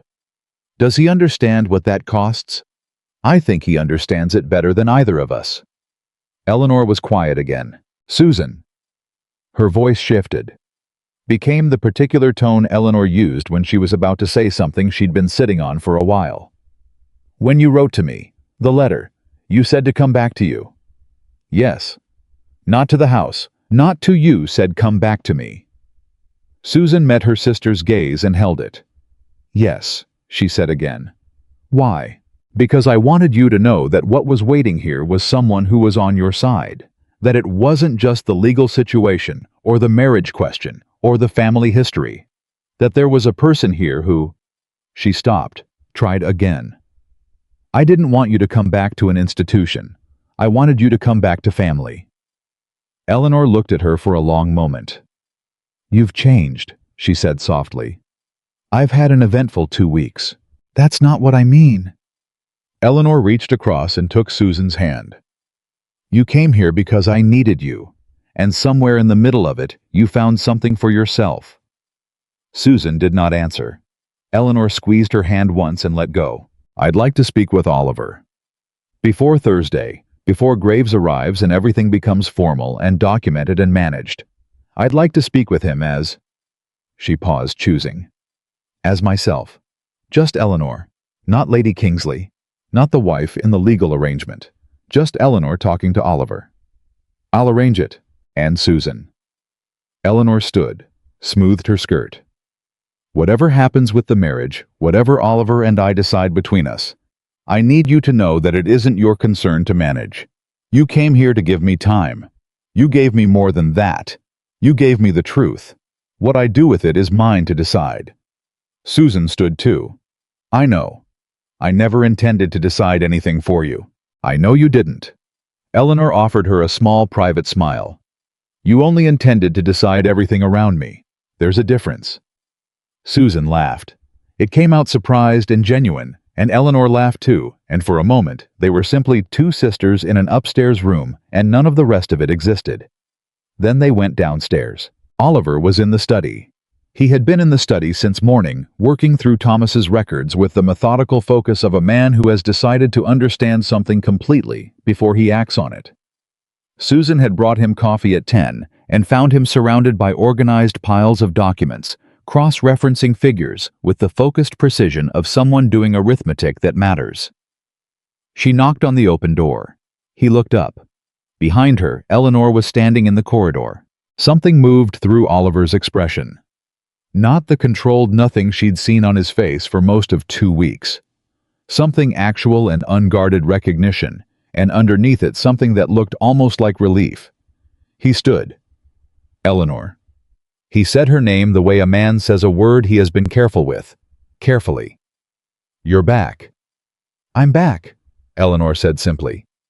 Susan stepped to the side. Oliver came around the desk. He stopped a few feet from Eleanor and looked at her the way he'd been looking at things this week, directly, without managing his own reaction, with the full weight of his attention. I owe you a very long conversation, and before that, I owe you an apology. Eleanor looked at him steadily. I know. This marriage has not been what it should have been, what I should have made it. I gave you a cold house and no partnership and no honest account of what I knew or what I suspected, and that was not... He stopped, pressed forward. That was not what a man of conscience does, and I am aware of that. Eleanor was quiet for a moment. Oliver. She said his name with the same care he'd used for hers. I also ran. I found something frightening, and instead of bringing it to you, I left. I left Susan to stand in my place in my own life because I didn't trust... She stopped. Her voice held. Because I didn't trust that you would be someone I could bring a frightening thing to. I know. Did I have reason not to trust that? A long pause. Yes. You had reason. I hadn't given you reason to trust me with difficult things. I'd given you a household that functioned correctly, and a husband who was never unkind, and no indication whatsoever that there was anything underneath that worth trusting.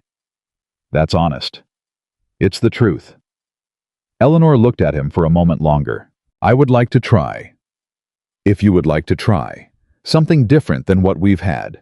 I can't promise I know how. I'm not certain either of us knows how, but I would like to try. So would I, Oliver said. Very much. Susan, standing slightly outside the radius of this conversation, looked at the floor. She was not going to cry. She was a practical woman. She had come here for a practical reason, and the practical reason was resolving itself, and that was exactly what was supposed to happen. She was not going to cry. She took a very quiet breath and focused on the middle distance, and was fine. Thursday came with a cold, clear morning and the sound of Graves's carriage on the drive at 9, precisely. Susan was in the morning room. She had been given the morning room as a kind of base of operations over the past week, and Mrs. Aldgate, who had stopped performing professional neutrality around day 8 and had simply settled into a watchful, pragmatic alliance, brought her coffee without being asked and closed the door behind her when she left. Oliver met Graves in the study. Susan did not go in. She had not been asked to, and she did not insert herself. She stayed in the morning room, and she listened through 2 solid doors to the rhythm of the conversation without being able to make out the words. Graves's voice, which carried more than Oliver's, the professional warmth of it, the comfortable ease of a man who has been received in this house for 3 decades and has never had reason to feel unwelcome. Oliver's voice underneath level and brief. The conversation lasted 40 minutes. At the end of it, Susan heard Graves's footsteps in the corridor. She heard him pass the morning room door without pausing. She heard the front door open and close.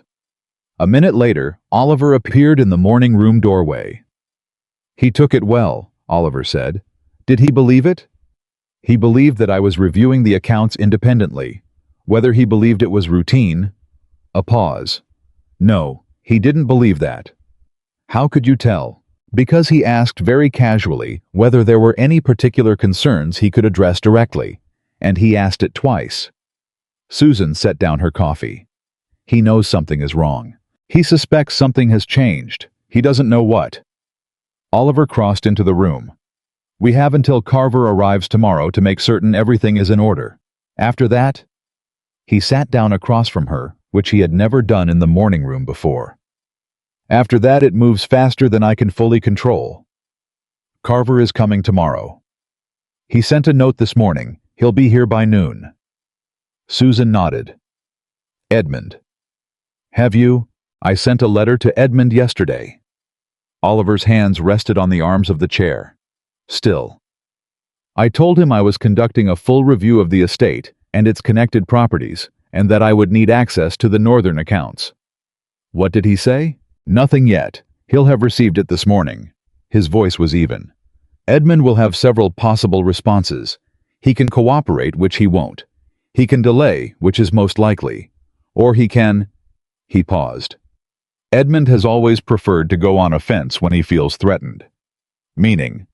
"Meaning he may try to contact Graves before I do, try to coordinate a response." Susan stared at him. "Has he contacted Graves today? Has anyone? I've asked Thomas to monitor who comes and goes through the service entrance." Oliver looked at her. "I know, it's not a perfect system." "It's not a system at all." She stood. The urgency was clean and immediate. "Oliver, if Edmund and Graves talk before Carver gets here, if they have time to coordinate—" "I know. They could move documents. They could create an alternative record. Graves has had 30 years to understand exactly what would be needed to—" "Susan." His voice cut through hers. Not harsh, exact. "I know. I have thought of all of it. I have been thinking of nothing else for 4 days." He held her gaze. "This is why Carver arrives tomorrow and not next week." She sat back down. "Tell me what you haven't told me." He looked at her for a moment. "Carver is not only a barrister. He spent 15 years before the bar in estate litigation. He has handled exactly this kind of case: undisclosed transfers, manufactured documentation, long-term extraction from family estates, more times than either of us would find comfortable to know about. He is possibly the only person in England who has seen enough of this specific kind of wrong to know how it's built and therefore how to dismantle it. You've been planning this longer than 2 days. I sent for Carver the morning after we found the second folder." A pause. "Before I told you I would." Susan blinked. "You moved without telling me." "I moved on the most urgent thing and then told you everything else." He met her gaze without apology, but also without defensiveness. Was that wrong? She thought about it honestly. No. No, it was the right call. I'm just... She stopped.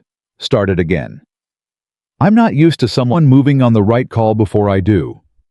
Something that wasn't quite a smile, but was in the neighborhood of one crossed his face. You had the letter to write. Eleanor needed to come home. I handled what I could handle, while you handled what only you could handle. Susan looked at him. He looked back.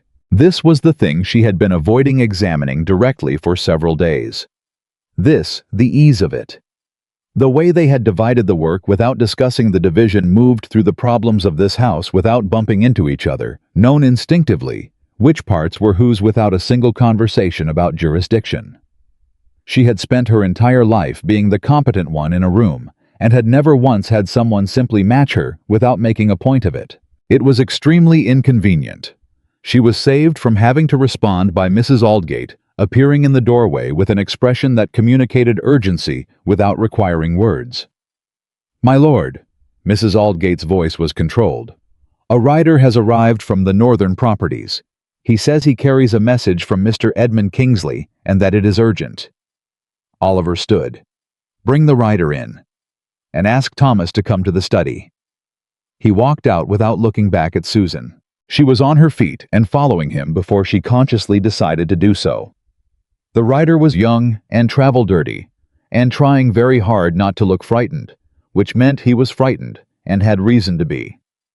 He handed over the letter with both hands and retreated to the wall when Oliver opened it. Oliver read it standing up. His face did not change. He handed the letter to Susan. She read it. Edmund Kingsley's handwriting was nothing like Oliver's. Where Oliver's was controlled and exact, Edmund sprawled across the page with the confidence of a man who has always assumed his words would be received as important, regardless of how they were delivered. The letter was 3 paragraphs. The first was formal, a response to Oliver's letter about the account review positioned as cooperative and reasonable. The second was less formal and considerably less reasonable. It contained very carefully worded a suggestion that certain historical arrangements within the estate were complex in ways that might be misunderstood by outside parties not familiar with the full context. The third paragraph was not careful at all. "I trust you will consult with Graves before proceeding further, as he is best positioned to ensure that any review is conducted with appropriate understanding of the sensitivities involved. I have already been in contact with him this morning on this matter." Susan lowered the letter. Thomas had arrived. He stood near the door reading the situation from the faces in the room with the accuracy of a man who has been reading situations in this house for 12 years. "He's already talked to Graves," Susan said. "This morning." Oliver's voice was flat. "Before our meeting. The meeting was a performance. Graves already knew what was coming." She thought it through fast. Which means Edmund knew about the account review before Oliver's letter arrived. Which means Graves told him. Oliver turned to Thomas. "Has anyone come or gone through the service entrance this morning?" "A messenger, my lord, early before 6. I didn't see him myself. One of the stable boys mentioned it." Oliver was quiet for exactly 2 seconds. "Graves contacted Edmund last night," he said, "before I sent my letter, before our Thursday meeting. He knew something had changed. He felt it at the last meeting when I declined to sign, and he moved first." "They've had 12 hours, Susan said. "Possibly more. Long enough to—" She stopped. The specific shape of the danger was becoming clear. Long enough to move documents, or produce alternative documents, or create a record that reframes the original arrangement in a way that— Susan. Oliver looked at her. "Carver arrives tomorrow." "Tomorrow may be too late if they've spent 12 hours. I sent Carver the copies 3 days ago." Oliver held her gaze. "Everything Thomas gave me. Everything from both folders. I sent Carver copies the day after we found the second folder. He already has the documentation. Whatever Edmund and Graves do to the originals from this point forward only helps us because Carver has what existed before they touched it." The room was completely still. Susan stared at him. "You sent copies before they knew I had them, before they knew anything had changed." "Yes." She pressed her hand flat against the desk. Not distress, something more like the specific sensation of realizing that someone has been 3 moves ahead of you, and you are not sure whether to be impressed or unsettled. She was both. "You didn't tell me. Would you have done it differently?" A pause. "No," she admitted. "I would have done exactly that. Then I made the right call. Thomas, who had been standing near the door through this entire exchange, said, "My lord, the originals, the documents in the estate office. Should I?" "They stay exactly where they are," Oliver said. "If Edmund and Graves have already coordinated moving the originals, now does nothing except telegraph that we know they've coordinated. Let them think we're working from what's in the cabinet. Carver arrives tomorrow with everything he needs to establish a prior record." Thomas nodded. "One more thing," Oliver added. "The Hewitt eviction, the document Graves prepared, where is it?" "Still on your desk, my lord, unsigned." "Burn it." Thomas looked at him. "My lord." "The eviction notice, burn it. And tell Mr. Hewitt that his arrangement on the northern field is confirmed in writing as of today. Have Mrs. Aldgate draw up the confirmation, and I'll sign it before noon." Thomas looked at Oliver Kingsley. The way a man looks when something he has wanted to say for a long time has just been said by someone else. Brief. Controlled. Real. "Yes, my lord." He left. Oliver turned back to Susan. "Edmund will be here by Saturday. He'll come in person once he realizes the account review is proceeding regardless of whatever he and Graves have prepared. And when he arrives, Carver will also be here. And Eleanor." He paused.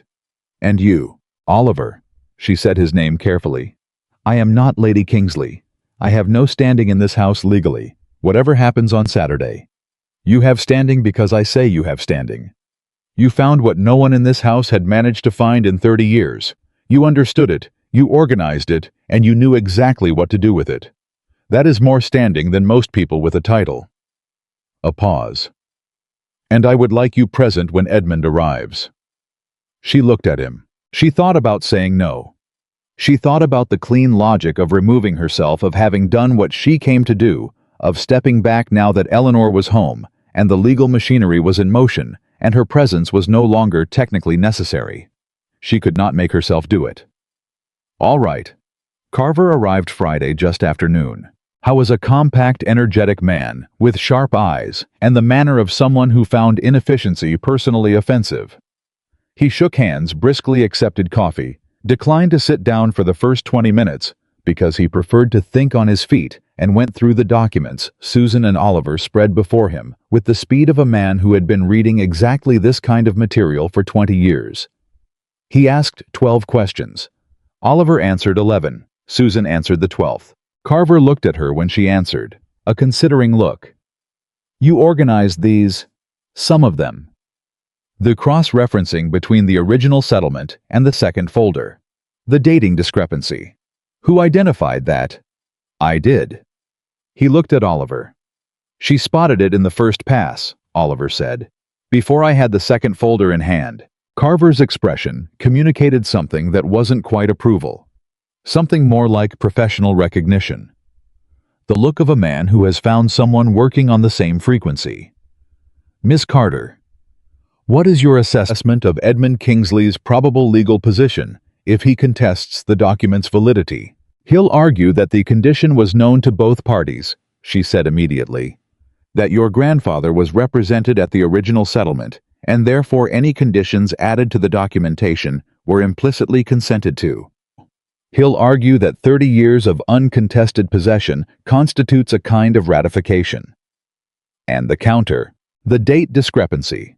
The second document was added 6 weeks after the original settlement. If the condition had been agreed to by both parties, it would have been in the original. The fact that it was inserted later in different ink, signed only by Edmund and Graves's father, that's not a bilateral agreement. That's a unilateral insertion by two parties who both had reason to want it to exist, and neither of whom had authority to make it binding without Carter family consent. Carver looked at her for a moment. Then he looked at Oliver. "Where did you find her?" "She found me," Oliver said. Something moved through Carver's face. He turned back to the documents. "All right. Here is what we're going to do." Saturday arrived with a weight to the air that Susan had learned to recognize over the past 10 days. The weight of a house that knows something is about to happen and is bracing. Edmund Kingsley arrived at 2 in the afternoon. Susan was in the upstairs corridor when she heard the carriage. She went to the window without thinking and watched Edmund descend from the carriage with the particular manner of a man who has convinced himself that his offense is the best defense. The forward lean, the controlled aggression in the movement. How was Oliver's uncle? 10 years older. Where Oliver was contained, Edmund was a man who wore his certainty outward like armor. He was accustomed to walking into rooms and having them arrange themselves around him. Susan went downstairs. She arrived in the study doorway at the same moment Eleanor came out of the morning room. They looked at each other. "Ready," Eleanor said. "Are you?" "No." Eleanor squared her shoulders. "That's never stopped either of us." They went in together. Edmund was already speaking when they entered, directing his remarks to Oliver, who stood near his desk with his arms at his sides and his face entirely still. "This review is premature, and I'll tell you plainly, Oliver, that bringing in an outside party without—" Edmund stopped. He had registered the two women. His gaze moved between them with the fast calculation of a man reassessing a room. "Who are these women?" "My wife," Oliver said. "And her sister, Miss Carter, who has been assisting with the estate review." Edmund's gaze settled on Susan. Something moved through it, recognition, or the beginning of it. The specific focus of a man trying to place a face. "Miss Carter," he said slowly. "Carter." "Yes," Susan said. "Your family is known to me." "I know. We found the documentation." The room changed. Edmund's expression went through several things quickly, and none of them were good.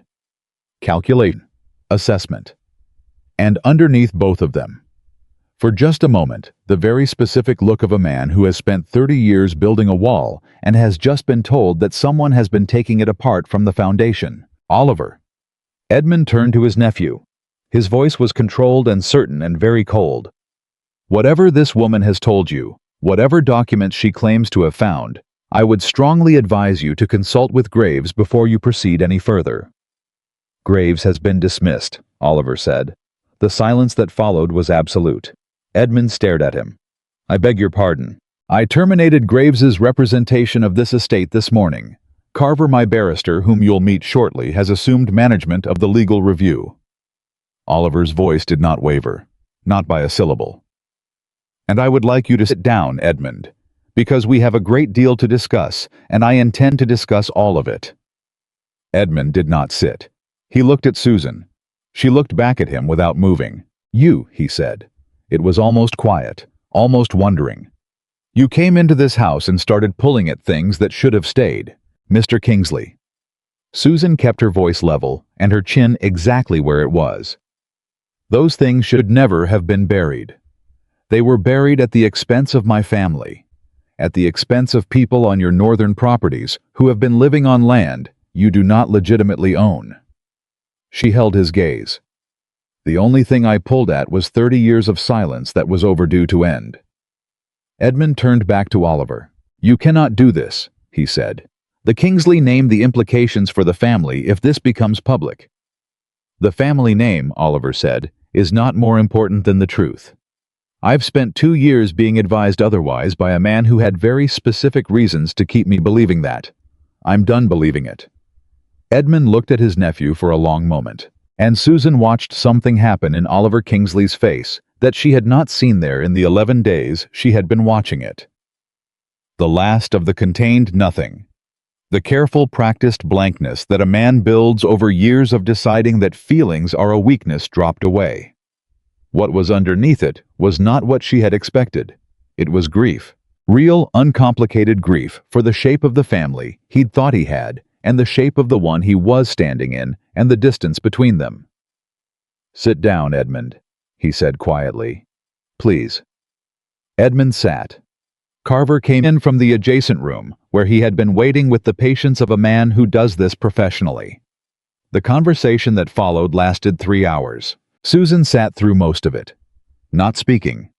Carver spoke, and Oliver spoke, and Edmund spoke at first in denial, and then in something that was not quite admission, but was the specific quality of silence that precedes one. Eleanor sat beside Susan and did not speak either, and at some point during the second hour, her hand found Susan's and held it without either of them acknowledging it. Outside, the afternoon light moved across the grounds of Kingsley Manor, the way it had been doing every afternoon for 150 years, indifferent to everything happening inside. When Edmund finally left, not in the carriage he'd arrived in, but on foot with Carver accompanying him to Carver's own carriage, for what Carver described as a continuation of the conversation, the house was very quiet. Oliver stood at the window of the study. Susan stood near the door. Eleanor had gone upstairs with Mrs. Aldgate, who had managed the afternoon with her customary precision and had at the exact right moment produced tea without being asked. "Is it done?" Susan asked.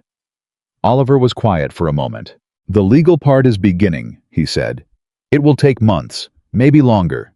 Edmund will not simply hand over the land. There will be filings and counters, and Carver will earn whatever I'm paying him several times over." He paused. "But the secret part is done. No one in this house is operating on incomplete information anymore." Susan exhaled. "The Hewitt family. Protected. Regardless of what happens with Edmund's properties. I've made that a separate matter." He turned from the window. Thomas's records helped.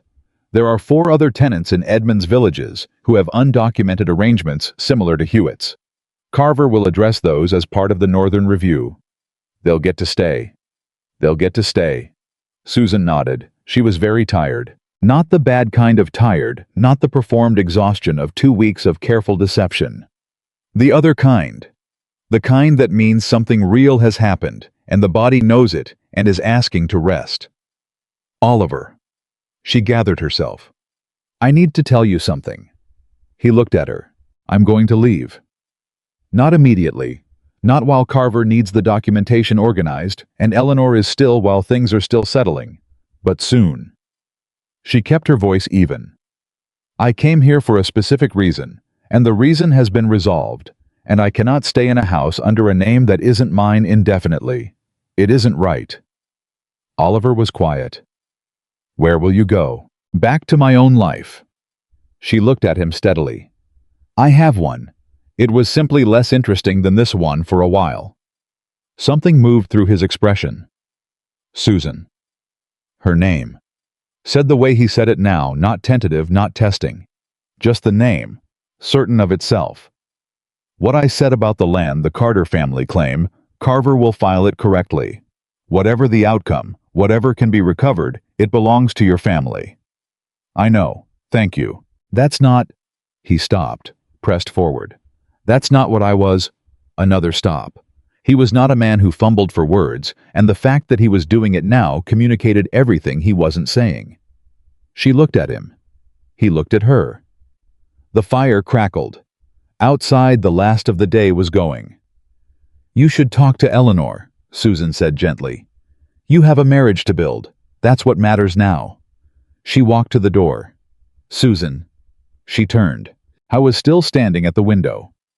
The evening light was behind him, and his face was in shadow, and he looked like a man who had spent a very long time knowing exactly what to say and do in every situation, and had just encountered the first one he didn't have a prepared answer for. "Stay a little longer," he said. "There's still a great deal to organize." She looked at him. She thought about Eleanor upstairs. She thought about the truth she had come here for and found, and the unexpected, inconvenient shape of the thing she had found alongside it. A little longer. And she stayed.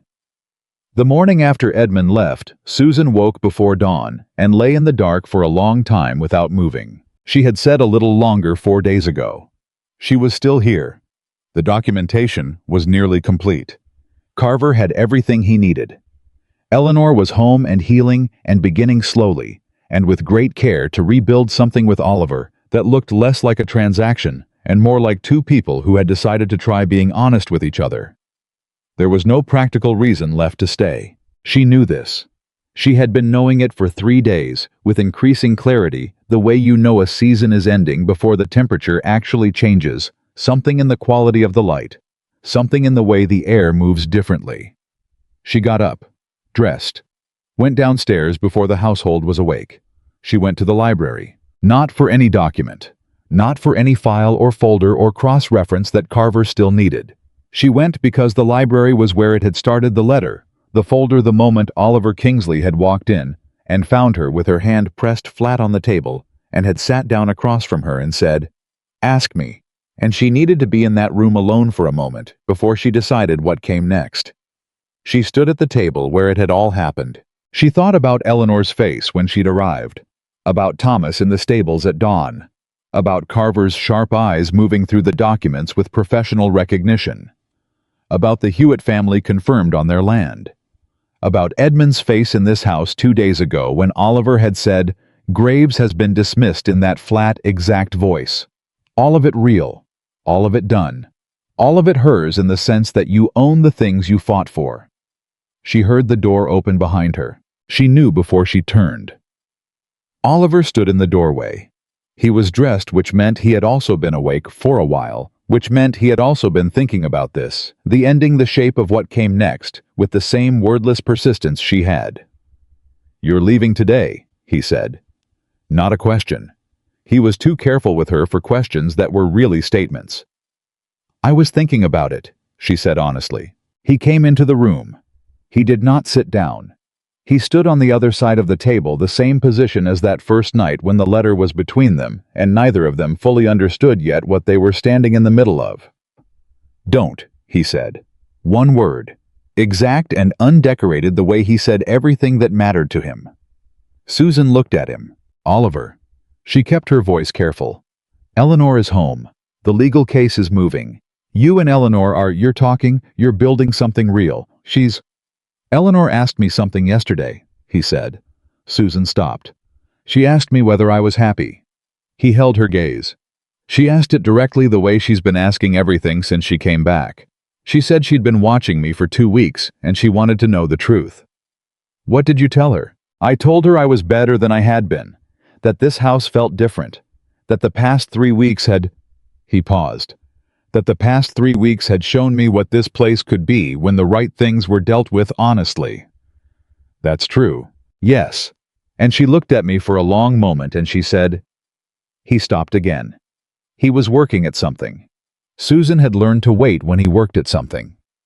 She said that she had been married to me for 2 years, and in 2 years I had never once looked at her the way I look at you. The room was very still. Susan pressed her hands flat on the table. "She said that," she managed.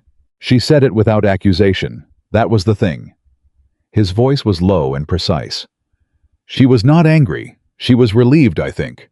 Like saying it out loud confirmed something she had been trying to understand about herself for 2 years. Why the marriage had always felt like something she was wearing rather than something she lived inside. Susan looked at the table. She thought about Eleanor. About the exact quality of Eleanor's warmth, the way it needed to be met, needed to be answered, needed to find someone on the other side of it who was reaching back. Oliver Kingsley was a man who had spent a decade not reaching. He had managed and provided and maintained, and none of that was the same thing as reaching. How was reaching now? She could see it. It was plainly visible and entirely new on him, like a man trying something he had no practice at and doing it anyway, because the alternative was worse. "What did you say to her?" Susan asked quietly. "I told her she deserved to be looked at that way," he said. "By someone who was looking only at her. Not someone who was present in the room with her while also thinking about something else. Someone else." "Yes." The word settled. Susan looked up. "This is not a simple thing," she said. "I know. Eleanor is my sister. You are her husband. Whatever is whatever I—" She stopped. Started again. "I did not come here for this. I want you to know that clearly." "I know you didn't." He looked at her steadily. "That is partly why it matters." She pressed her fingers against her eyes for 1 second. Just one. "Oliver." She dropped her hands. "What are you asking me?" "I'm asking you not to leave yet." His voice was controlled, but not contained. There was something underneath it now that he was not attempting to suppress. "I'm asking you to give us the time to understand what this is before you walk out, and we both spend the next year pretending it didn't exist." "And Eleanor?" "Eleanor and I spoke last night," he said, "for 2 hours, about everything, about the marriage and what it has been and what it cannot become, about what I told her honestly when she asked." He held her gaze. She asked me to tell you herself. She was very specific about that. She did not want you to hear it from me. Susan stared at him. Hear what? That she intends to speak with a solicitor about a formal separation. He said it quietly and with great care. That it was her decision. That it came from what she understood about herself, not from what she observed about us. And that she will tell you all of it herself today, because she wants you to know it from her, before you make any decision about leaving. The library was very quiet. Outside, the first real light of morning was coming through the high windows. Susan Carter stood at the library table where everything had begun, and felt the shape of the past 3 weeks rearrange itself around this new information. Not collapsing, not falling apart, but shifting the way a landscape shifts when you find a vantage point you hadn't seen before and suddenly understand the geography differently. I need to talk to Eleanor, she said. I know. He stepped back, gave her the space. She's in the morning room. Susan walked past him without touching him. She stopped in the doorway. Oliver. He looked at her. Don't move anything yet. Don't decide anything yet. Let me talk to my sister. He nodded once. She went to find Eleanor. Eleanor was exactly where Oliver had said she would be. She was sitting at the small writing desk in the morning room with a letter half written in front of her, and the expression of a woman who had made a large decision and was living inside the specific quiet that follows it. Not peace exactly, but the stillness that comes after turbulence when the water settles and you can finally see the bottom. She looked up when Susan came in. She did not look surprised. She had been waiting. Sit down, Eleanor said. Susan sat. They looked at each other for a moment, with the particular honesty of two people who have known each other their entire lives and have mostly stopped needing preamble. He told you, Eleanor said. The outline of it. He said you wanted to tell me yourself. I do. Eleanor folded her hands on the desk. So I'm going to tell you, and I'm going to ask you to listen without interrupting. Because I have been practicing this conversation in my head for 2 days, and if you interrupt it, I'll lose the thread. All right. Eleanor took a breath. When I came back here, I was terrified.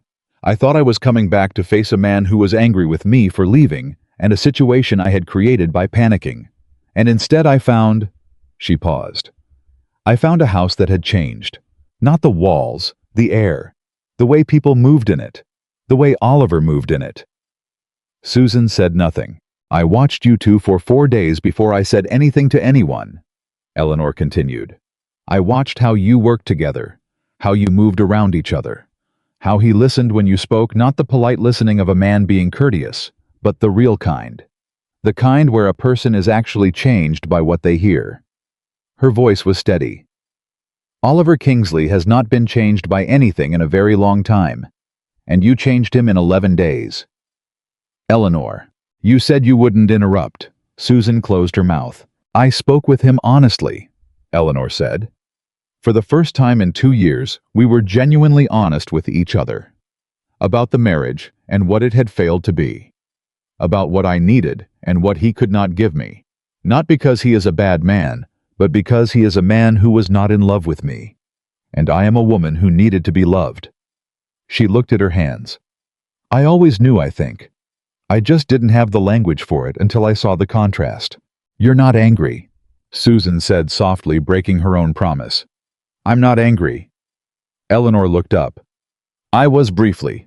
That first night when I realized what I was looking at. It stung. Of course it stung. But anger is not what I settled into. What did you settle into? Clarity. Eleanor said it simply. The clearest I have felt in 2 years. Because the marriage I was trying to save was a marriage where the person across from me was being courteous and appropriate, and completely absent. And the marriage I saw in this house, the way you and Oliver were working, the way you challenged each other, the way he looked when you weren't watching him. She stopped. That is not a marriage I can compete with. And more importantly, it is not a marriage I want. Susan's chest was full of something too large for the space. I want Robert Ashworth, Eleanor said. Susan blinked. Who? Eleanor smiled. A real one. Small and private and completely genuine. The man I met at the Pemberton cousins' dinner 3 weeks ago before I came home. He has a farm in Derbyshire and a completely unremarkable name, and he talked to me for 2 hours about crop rotation and the particular stubbornness of sheep, and he looked at me the entire time like I was the most interesting person in the room. She paused. He's written to me twice since I left. Susan stared at her.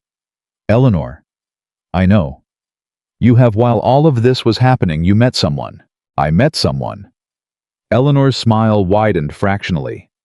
He is the reason I know that what I am walking away from is the right thing. Not because of you and Oliver. Because of what I felt when Robert Ashworth wrote me a letter about sheep and managed to make it the most romantic thing anyone has ever sent me. Susan pressed her hand over her mouth. She was not going to cry. She had held this line for 3 weeks. She was not losing it now. She lasted approximately 4 more seconds. Eleanor was out of her chair and across the room, and her arms were around Susan before the tears actually arrived, and Susan held on and cried properly for the first time since she had climbed into a carriage 3 weeks ago and pretended to be someone she wasn't. You are not the reason anything broke, Eleanor said against her hair. You hear me? Nothing was whole before you got here. You just made it honest. Susan pressed her face against her sister's shoulder. I love you, she said, which was not a thing she said often, which was exactly why it landed the way it did. I know, Eleanor held on. I love you too. You impossible, stubborn, infuriating, magnificent woman. Susan laughed through the tears. Eleanor laughed too. And for a moment in the morning room of Kingsley Manor, they were simply sisters, and everything else was just the story that had brought them to this room. She went to find Oliver. How was in the stables? Of course he was. She was beginning to understand that the stables were where he went when the house felt too full, when the accumulated weight of decisions and responsibilities and other people's needs became something he needed to step away from in order to think clearly. Steady was there. The horse looked at her with his large, direct eye and did not move away, which she took as a good sign. Oliver turned when he heard her come in. He looked at her face. He read it the way he read everything she let him see, completely precisely, without performing a reaction before he'd finished processing. He let out a breath. She told you about the solicitor. She told me about Robert Ashworth, Susan said. Something moved through Oliver's expression. Not surprise. Something closer to relief, and underneath the relief something almost like gratitude. She seemed lighter, he said quietly. When she came back from her cousins. I didn't understand it then. She found someone who looked at her the way she needed to be looked at. Susan crossed the yard and stopped a few feet from him. She's going to be fine. She's going to be better than fine. Yes. He looked at her. And you? The question was quiet and direct, and carrying everything neither of them had said yet in any formal way. She looked at him. She thought about what she'd told herself 3 weeks ago. Practical reason, practical plan, no exits. She thought about the clean logic of leaving. The clean logic of going back to her own life, her own name. The ordinary scale of things that didn't involve 30-year conspiracies and contested land claims, and a man who watched her like she was a problem he actually wanted to solve. She thought about Eleanor saying, "Stop standing in the corridor of your own life." She thought about Steady coming to the fence that first morning when she hadn't reached forward, but had simply been present and let the horse decide. I'm going to tell you something. He waited. I have spent my entire life being the person who stays, who holds things together, who manages what needs managing and steps back when it's done and does not. She stopped. Does not allow herself to want things that require other people to also want them. Because that is a variable outside your control, and I have never been comfortable with variables outside my control. I know, Oliver said. You are the largest variable I have ever encountered. Something moved through his face. That, she said, is the most terrifying thing I have said to another person in my adult life. He took one step forward. Susan Carter. Her name certain settled entirely sure of itself. You walked into this house with another woman's name and no exit strategy, and the specific intention to manage every variable until the situation resolved. And the situation resolved. And you are still here. A pause. That is not management. That is something else. She looked at him. I know what it is, she said quietly. So do I. He reached out. She took his hand before he'd fully extended it, moved first, which was not what she'd planned, but she had already acknowledged that the planning had stopped being useful some time ago. His hand closed around hers. Neither of them spoke for a moment. Steady shifted in the stable, and then settled. Stay, Oliver said. Not a command, not a plea. The word of a man who has made a decision and is stating it with full knowledge of what he's asking. She looked at him. This contained careful, unsentimental man who had spent a decade behind his own walls and had spent 3 weeks taking them down brick by brick in the company of a woman who wouldn't let him pretend the walls weren't there, who had asked her to tell me when she brought him difficult truths, who had burned an eviction notice and confirmed a tenant's security before noon on the same day he'd confronted his uncle, who had chosen to be honest with his wife about something that cost him because he had decided that honesty mattered more than convenience. She thought about what Thomas had said. He is not who people say, but he is not yet who he could be. Thomas had been wrong about the second part. Oliver Kingsley was exactly who he could be. He had simply needed the right circumstance to find that out. I'll stay. His grip tightened. The smallest thing. The most certain thing. 6 months later, Carver settled the Carter land claim on a bright Tuesday morning, and Susan received the news by letter while sitting at the writing desk in the morning room with Oliver across from her, reading the estate accounts that were now for the first time in 30 years managed by someone with no competing interests. She read the letter twice. Then she set it down and said nothing for a moment. Oliver watched her. It's done. Yes. The land is ours, mine and Eleanor's. 3 generations of family land that was taken before either of us was born. She looked at the letter again. It's done. He set down the accounts. He crossed to where she sat. He put his hand on her shoulder and kept it there. She put her hand over his. They stayed like that for a moment, not speaking, not performing anything for anyone. Just 2 people in the morning room of a house that had changed because they had changed it, holding the weight of something real. Eleanor wrote from Derbyshire that same week. Robert Ashworth had asked her father's permission, and Eleanor had told her father she did not require his permission, but appreciated his blessing and intended to marry Robert, regardless, which their father had apparently taken better than expected. The letter was the happiest thing Susan had read in years.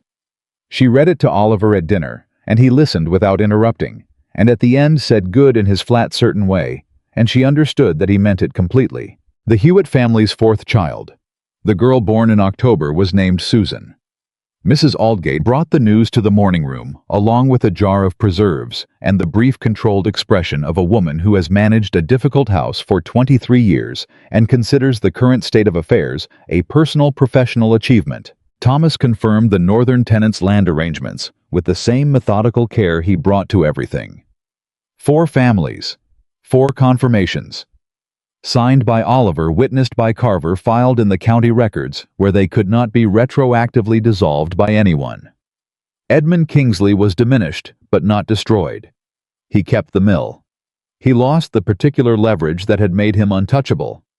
He did not return to Kingsley Manor. Graves did not return either. The house was quieter without the machinery of those 30 years running underneath it. Not an empty quiet. A clean one. The quiet of a place that has decided what it is and stopped pretending to be something else. Oliver changed in the way that takes longer than 3 weeks, but starts in 3 weeks and cannot be stopped once it begins.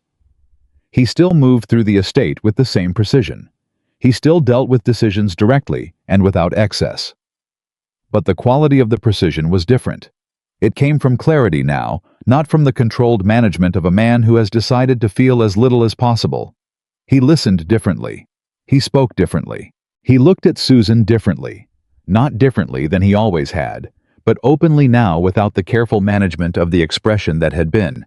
She understood in retrospect his way of protecting himself from knowing what he was looking at. One evening in November late, when the accounts were closed, and the household had gone to bed, and the fire had burned low in the library, He turned to her in the comfortable, unperformed way of people who have run out of reasons to be careful with each other and said, "You came here pretending to be someone else."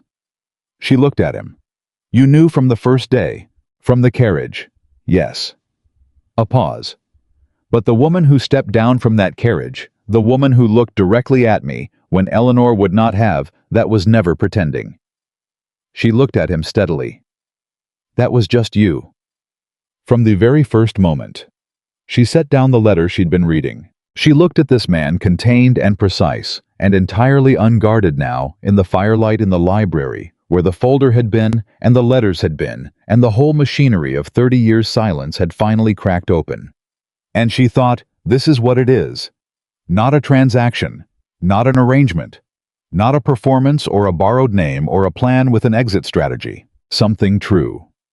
Chosen by both of them, with full knowledge of the cost, with full knowledge of each other, with nothing hidden and nothing managed and nothing held back. "You were the first person," she said quietly, "who ever saw me standing in a room and stayed in the room." Oliver reached across and took her hand. He did not say anything. He did not need to. Susan Carter, not Eleanor's replacement, not the other sister, not the invisible one who managed things from behind, had walked into Kingsley Manor wearing a borrowed name and discovered at the center of everything she'd come to fight for. The one thing she had never thought to look for. Herself. Fully. At last. And she had never been invisible again.